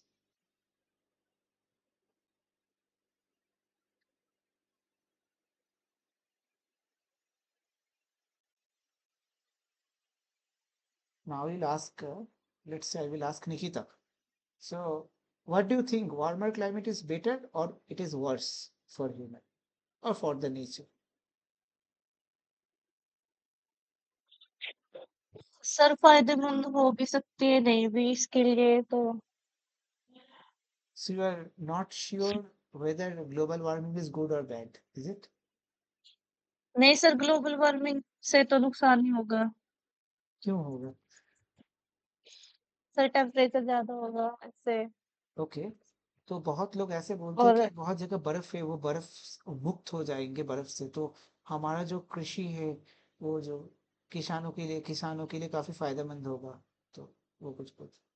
किसान के लिए फायदेमंद हो सकता है कुछ areas में लेकिन वो जो आइस है वो ज्यादा भी तो पिघलेगी इससे बाढ़ वगैरह का वो भी तो हो सकता है ना नुकसान मतलब हाँ जितने फायदे हैं उतने नुकसान भी हो सकते हैं सब हाँ, तो इसके लिए आपको मॉडल चलाना होगा और मॉडल चला के आप देख पाएंगे कि जितना जगह, बहुत सारा जगह तो समुद्र के नीचे भी चला जाएगा, इसके साथ साथ बहुत जगह में तापमान बढ़ जाएगा, तो जो जो फसल उत्पादन होता होता था पहले वो नहीं हो पाएंगे, तो सब मिला के हम देख रहे हैं कि नुकसान ही हो रहे हैं, तो ये सर फायदेमंद है नहीं। हाँ, कुछ कुछ ठीक जगह में हो सकता है, बहुत सीमित जगह में हो सकता है, मे बी कनाडा के रेयर हो सकता उत्तर, हाँ, है यस मे बी बहुत रश कम समय हो फायदा हाँ, है इससे रशिया के एकदम उत्तर जगह में हो सकता है, कनाडा के उत्तर जगह में हो सकता है, यूरोप के एकदम उत्तर के हिस्से में हो सकता है, पर ये भी हमको देखना पड़ेगा कि लोग ह्यूमन बहुत दिनों से वहाँ अभ्यस्त हो चुके हैं, the humans have adapted to that particular climate since long, so any type of change is not good for the human. So using the current situation, we can of course make our lives better. We can develop the society, but the changes that will actually bring disaster is not expected or it is not accepted. Okay sir Next point is the policies to mitigate climate change are too costly. बहुत खर्चे होगा अगर हम जलवायु का परिवर्तन रोकना चाहते हैं तो वो खर्चे ना करना ही बेहतर. So what is your take on this? This time I will ask Anurag. If Anurag is there, you can answer this. Yes, sir. So the policies to mitigate climate change are too costly. So we should not spend a lot of money on the policies which mitigate climate change. What is your conclusion on this? Sir, I think not always the policies are costly, but if we can change our practical use of things, like if we can change the our use from fossil fuels to some other sources, like renewable energy sources, then we can save the emission of greenhouse gas. Yes, Also, if we can like reduce our greenhouse gas emission by changing our agricultural practices, like by using some like carbon sequestration kind of materials, rather than any materials like any synthetic fertilizers which emit nitrous oxides or CO2 from the exactly. soil. Yes. So by changing our use pattern, we can also reduce the greenhouse gas and to mitigate the climate change. So not always these things are costly. I think And not always moreover, cost. we have to, at one point of time, we have to shift into the renewable energy sources because the traditional energy sources are not infinite, they are limited. Yes. Yes. So Yes. whether someone accepts it or not today, they have to accept it after 50 years or so. Yes. So Yes. it is Sir. better to Yes. slowly develop or better to be adapted to that. And also these events cause a lot of destruction due to weather related events, climate related events. So that will also be, I mean, the problem is until the destructions don't happen at their personal level or local level, they are not convinced. Suppose due to some temperature increase, there is a flood in, let's say there is a flood in Taiwan, or there is a big cyclone in Philippines. So they will say, okay, that is a small nation, nothing is happening, so we are safe. So there is no point of uh, supporting the movement which is against the climate change. But who knows? The next month, the disaster can happen in their own country also. Okay, and the last point Yes. Sir. which the people can give is that with the advent of technology, humans will anyway adapt to the climate change. So, because we are very civilized society, so we are developing a lot of gadgets with respect to time. So, using the advanced technology, we will anyways adapt to the climate change. If the temperature is higher, we will introduce air conditioner. If the humidity is lower, then we will introduce humidifier. If the soil is salty, then we will use some other products to make the soil fertile, this type of things. So what is your take on this? I will ask. That's it. I don't know. Okay, maybe whoever can answer this can answer because I have asked everyone in the last four questions. Can you explain the question again? Okay, the question is human society will be so civilized that whatever effect of climate change comes, even if it is bad, we will be able to cope up with the changes in the climate. So we will introduce new gadgets or new methods to cope up with the climate change. So don't worry about climate change, let it happen. That is the logic from the denial persons, climate deniers. Yeah, sorry, climate change deniers. No, sir. I think this is not possible. Like this is not a valid way to. Actually, a lot of energy will be utilized, right? If you want to actually work these gadgets, so that will lead to fossil fuel uh, Energy source. taking of us. Yeah, energy source that will worsen the climate. Yes, every gadget requires energy. Now people are doing artificial intelligence, machine learning. These also require a lot of energy. So the energy has to come from somewhere else. So the fossil fuels cannot give us the continuous energy till long time.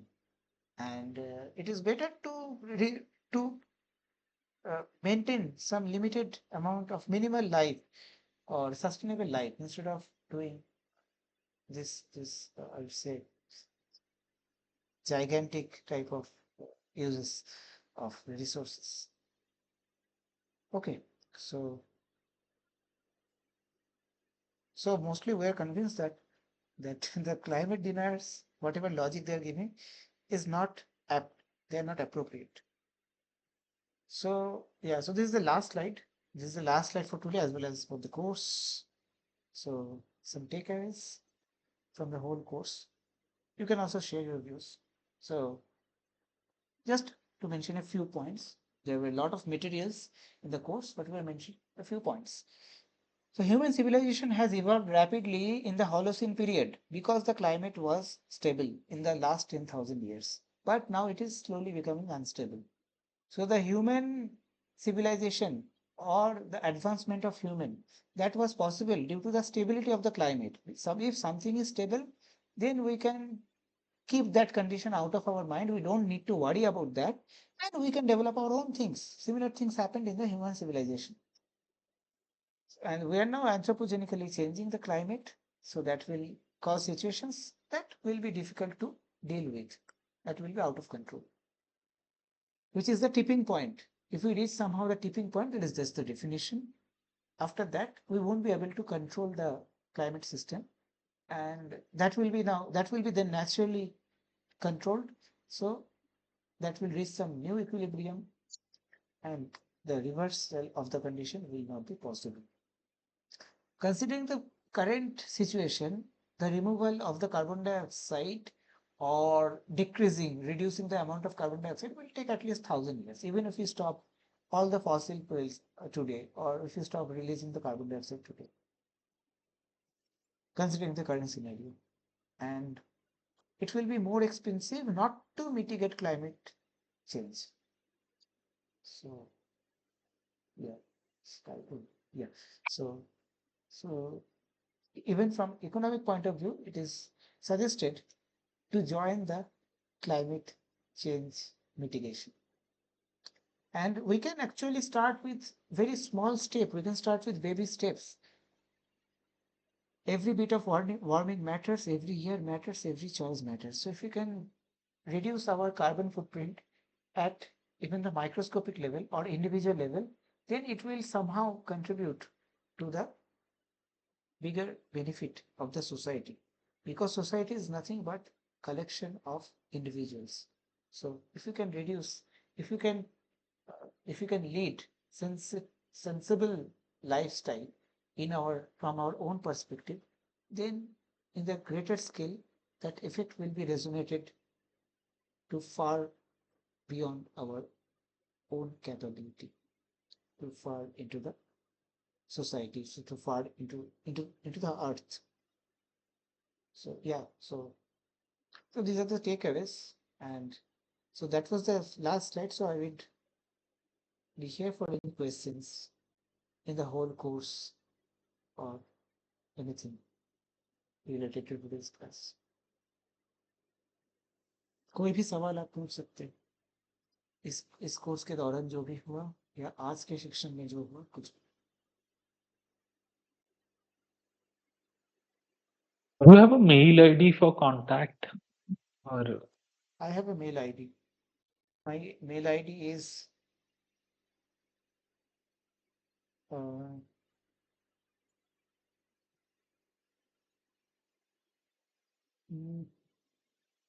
I have printed it over the chat box. okay. Thank you. And actually, I am also saving the lecture notes in the same folder as the mail ID. So I don't know whether you're able to see the mail ID or not. I think you're only able to access the lecture notes. Anyways, that's fine. And also the YouTube channel is also from this particular mail ID. Anyways, that's fine. Yeah. Any other questions?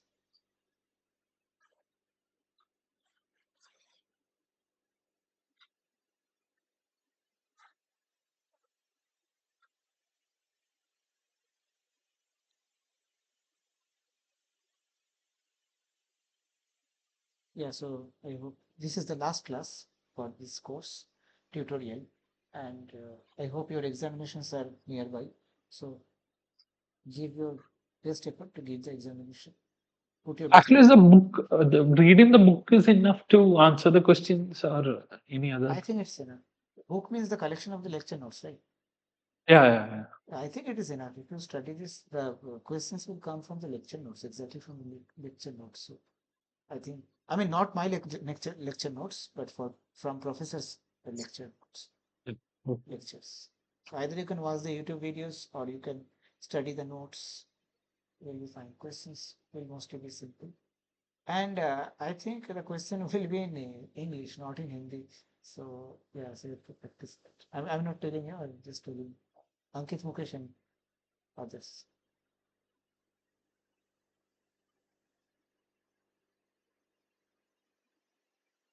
Sir ये जो exam होगा वो जो recorded class है ना sir की उसमें से कंप्लीट हो सकता है क्या अगर ध्यान से देखे तो?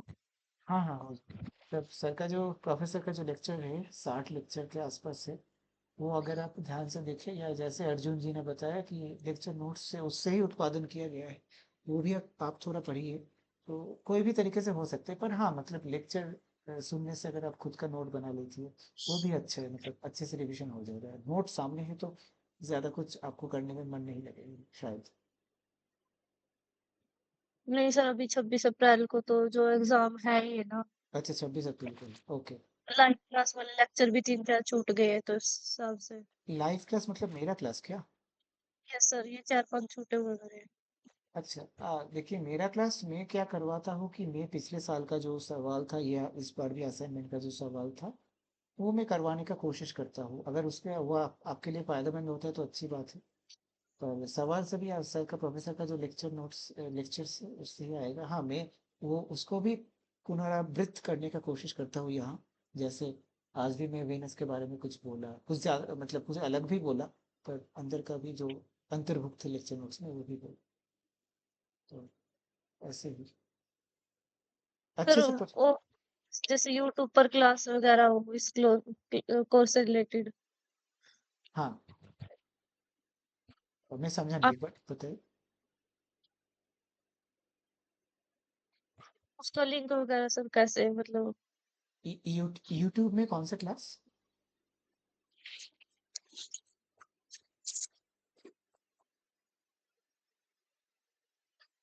मतलब आप इसका इसका बोल रहे हैं, मतलब हमारा जो सेशन चल रहा है उसका बोल रहे हैं? यस सर इस एग्जाम से रिलेटेड कुछ भी मटेरियल कहीं पे भी ओ हो सर आप एग्जाम मटेरियल, अरे एग्जाम मटेरियल आप तो वहां से वहीं से पढ़ लीजिए।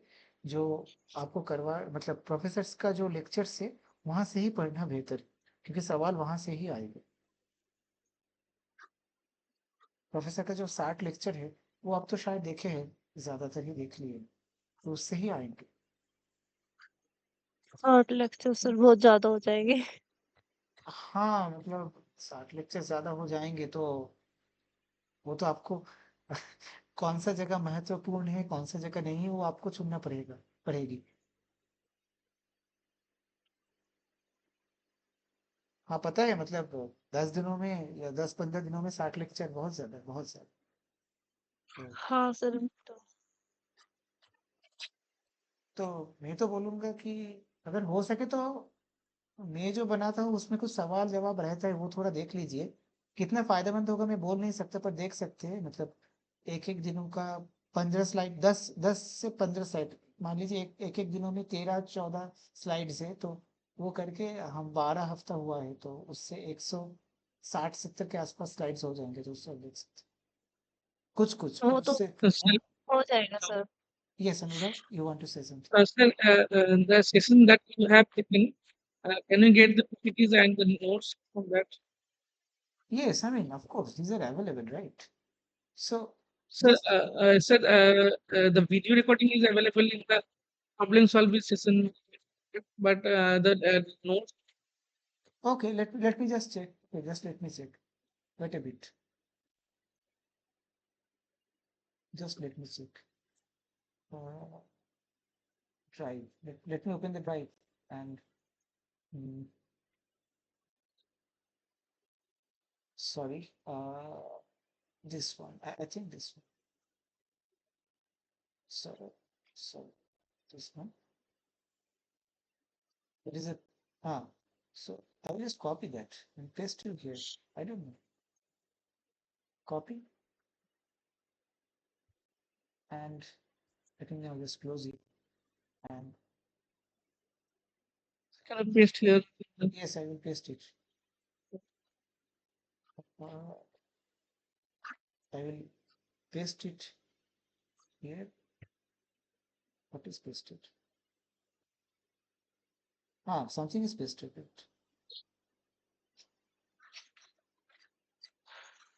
What is it? So can you open that?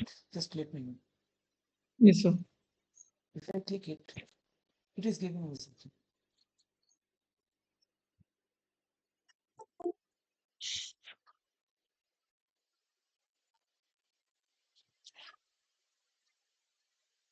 So yeah. So are you able to open it now?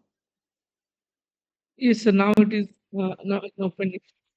Yeah. So So there are 11 lectures, 11 PDF. yeah, 11 lectures are there. So today I will upload the last lecture, Okay, thank you, sir. or I can upload the total lecture also. So that will be updated in the folder, but you are not given the access for the folder. I mean, sorry, you are not given the address for the folder earlier. If you yeah, all the then it is Yeah, so just but I mean what is it should be reached, it should be reached to everyone. So everyone should know the address of the folder. You don't know means no one else knows. I will just ask anyone. Arjun, are you aware of this particular link that I just sent for the folder? Yes, yes. We can actually open the link from the website itself. Oh, yes, sir. Now I can yeah. so then it's fine. I think that is the same for Nikita or Ankit Mukesh also. Yes, sir. It's openable. Yeah, no, when I'm just telling that now it is that I have pasted the link, it is open well, but you were not aware of the link that it exists. So that is the Yes. thing.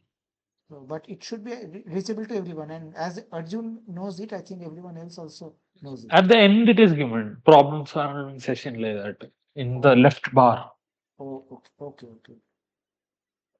And in the portal, I think only 3 lectures were uploaded, not all Which lectures? your lectures. Only 3 lectures are uploaded.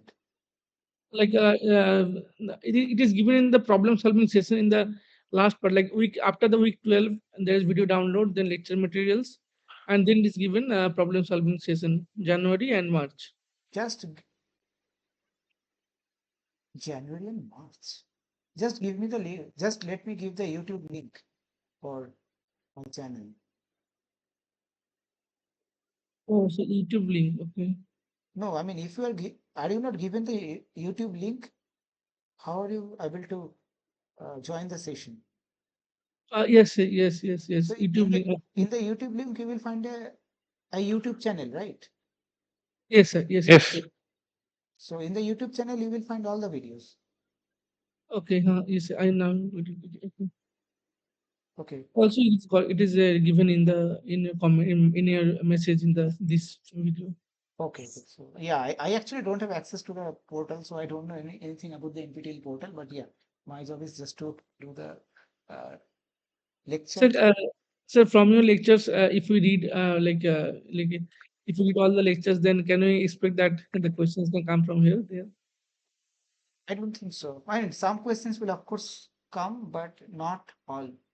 So I don't know. I might tell you that you can rely 40% on my lectures, but I just came here to clarify the doubts, clarify the assignment problems, clarify the previous year questions, some of the previous year questions like that.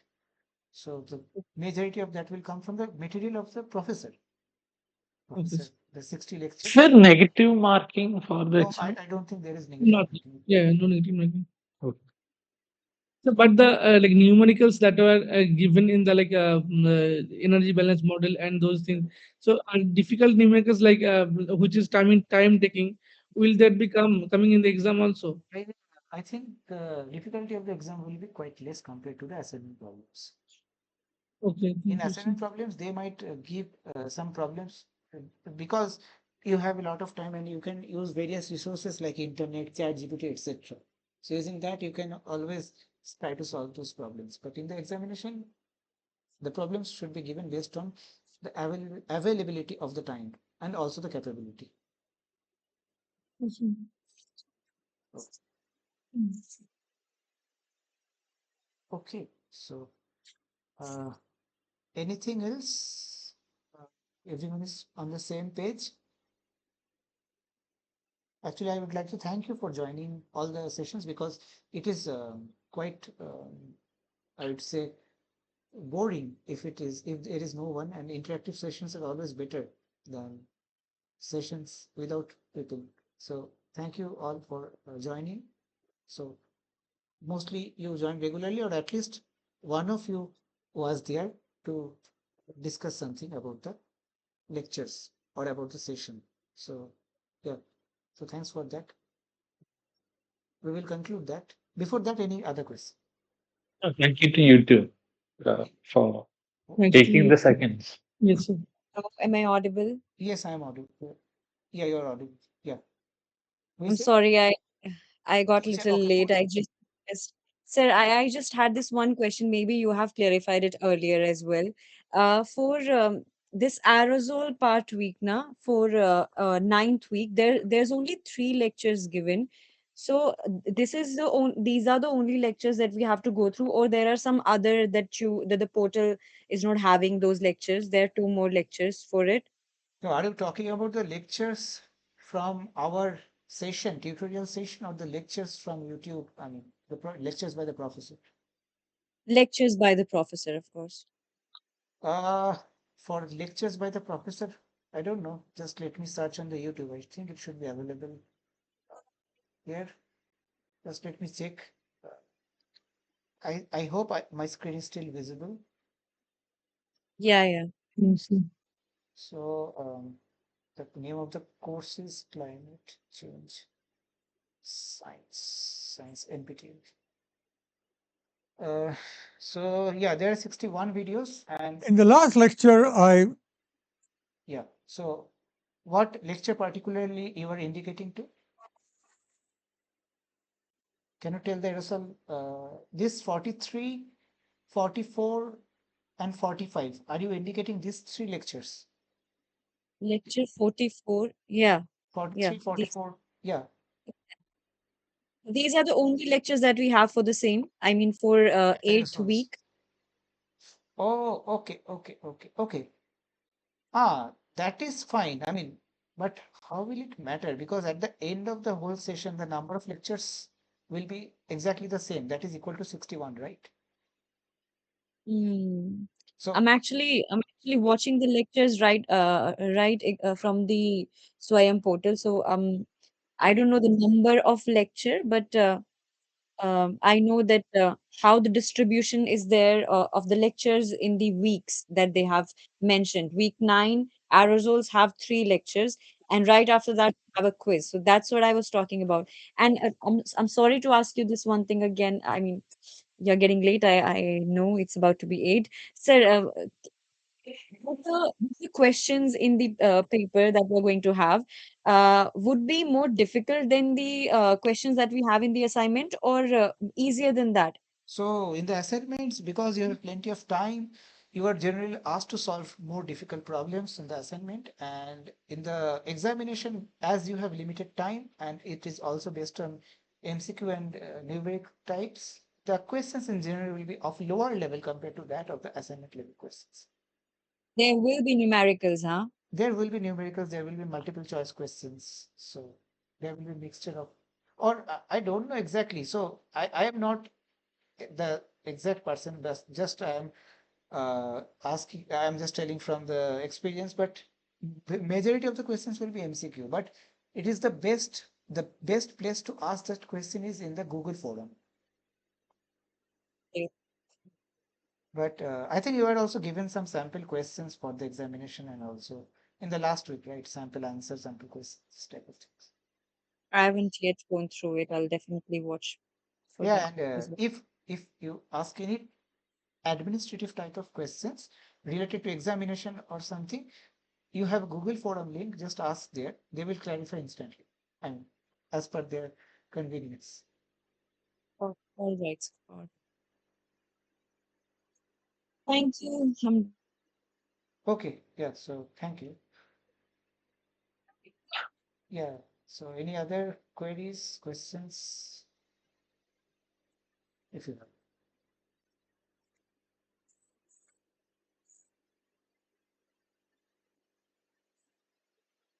Sir, one more thing. I'm sorry. Okay. Hmm.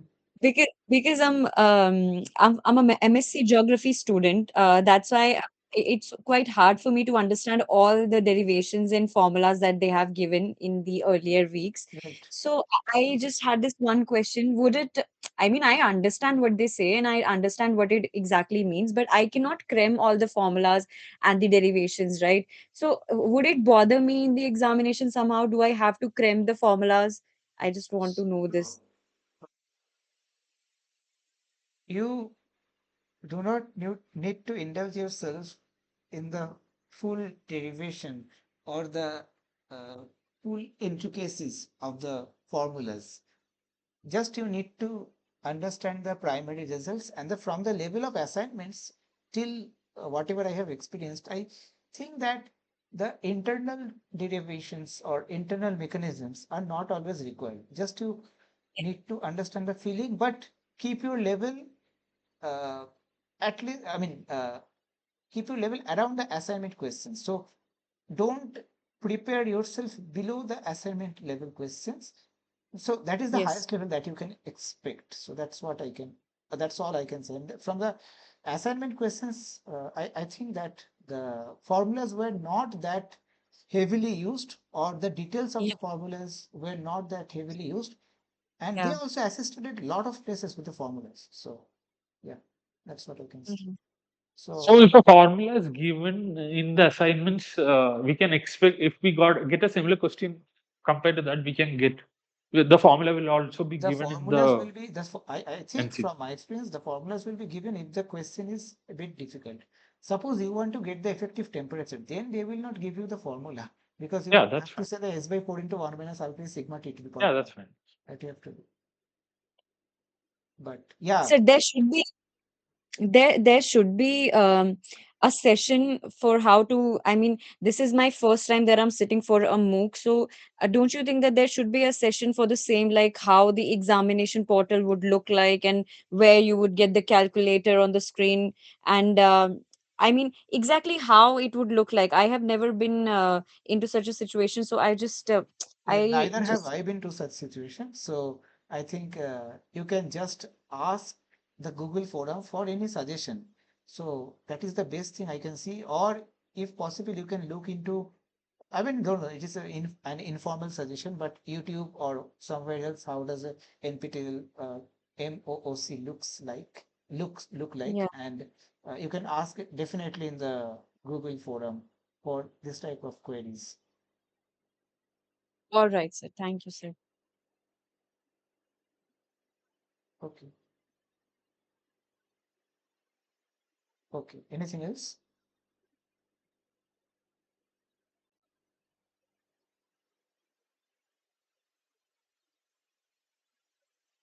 Okay. So if anything is not there, then I thank Arjun Ajay. So thank you for attending the classes mostly regularly. So asked a lot of questions that gave insights to develop some understanding. Also, I'd like to thank Nikita and Ankit Mukesh for your attendance and also for your queries, cooperation. And I forgot he just left. He was there. So he was present in the last two sessions. So he asked some really good questions. And yeah, so it is nice to have interactions with this type of sessions when we are far apart in the online. And yeah, lastly, I will also thank Pooja Dangi. So I think you didn't attend the previous sessions, but yeah, thank you for asking questions here. This is the first time that I ever arrived on it. Yes, yes, that's fine. Yeah, everything is available on YouTube, so you can manage on your own timing. That's fine. Yeah. So yeah, thank you for taking the sessions. Thanks a Yes. lot. Yeah, I mean, that was my duty, so it's fine. Yeah, I have to Thank you. insist. Yeah, dhanyawad. Yeah, thank you. Thank you, sir, for all the sessions. Okay, yeah, thank you. All the best for your examinations. Okay. Yeah. And for Okay. examinations related doubt, please ask in the Google forum for the administrative, because I myself am uh, not able to connect to the portal of the NPTEL. Okay. Okay.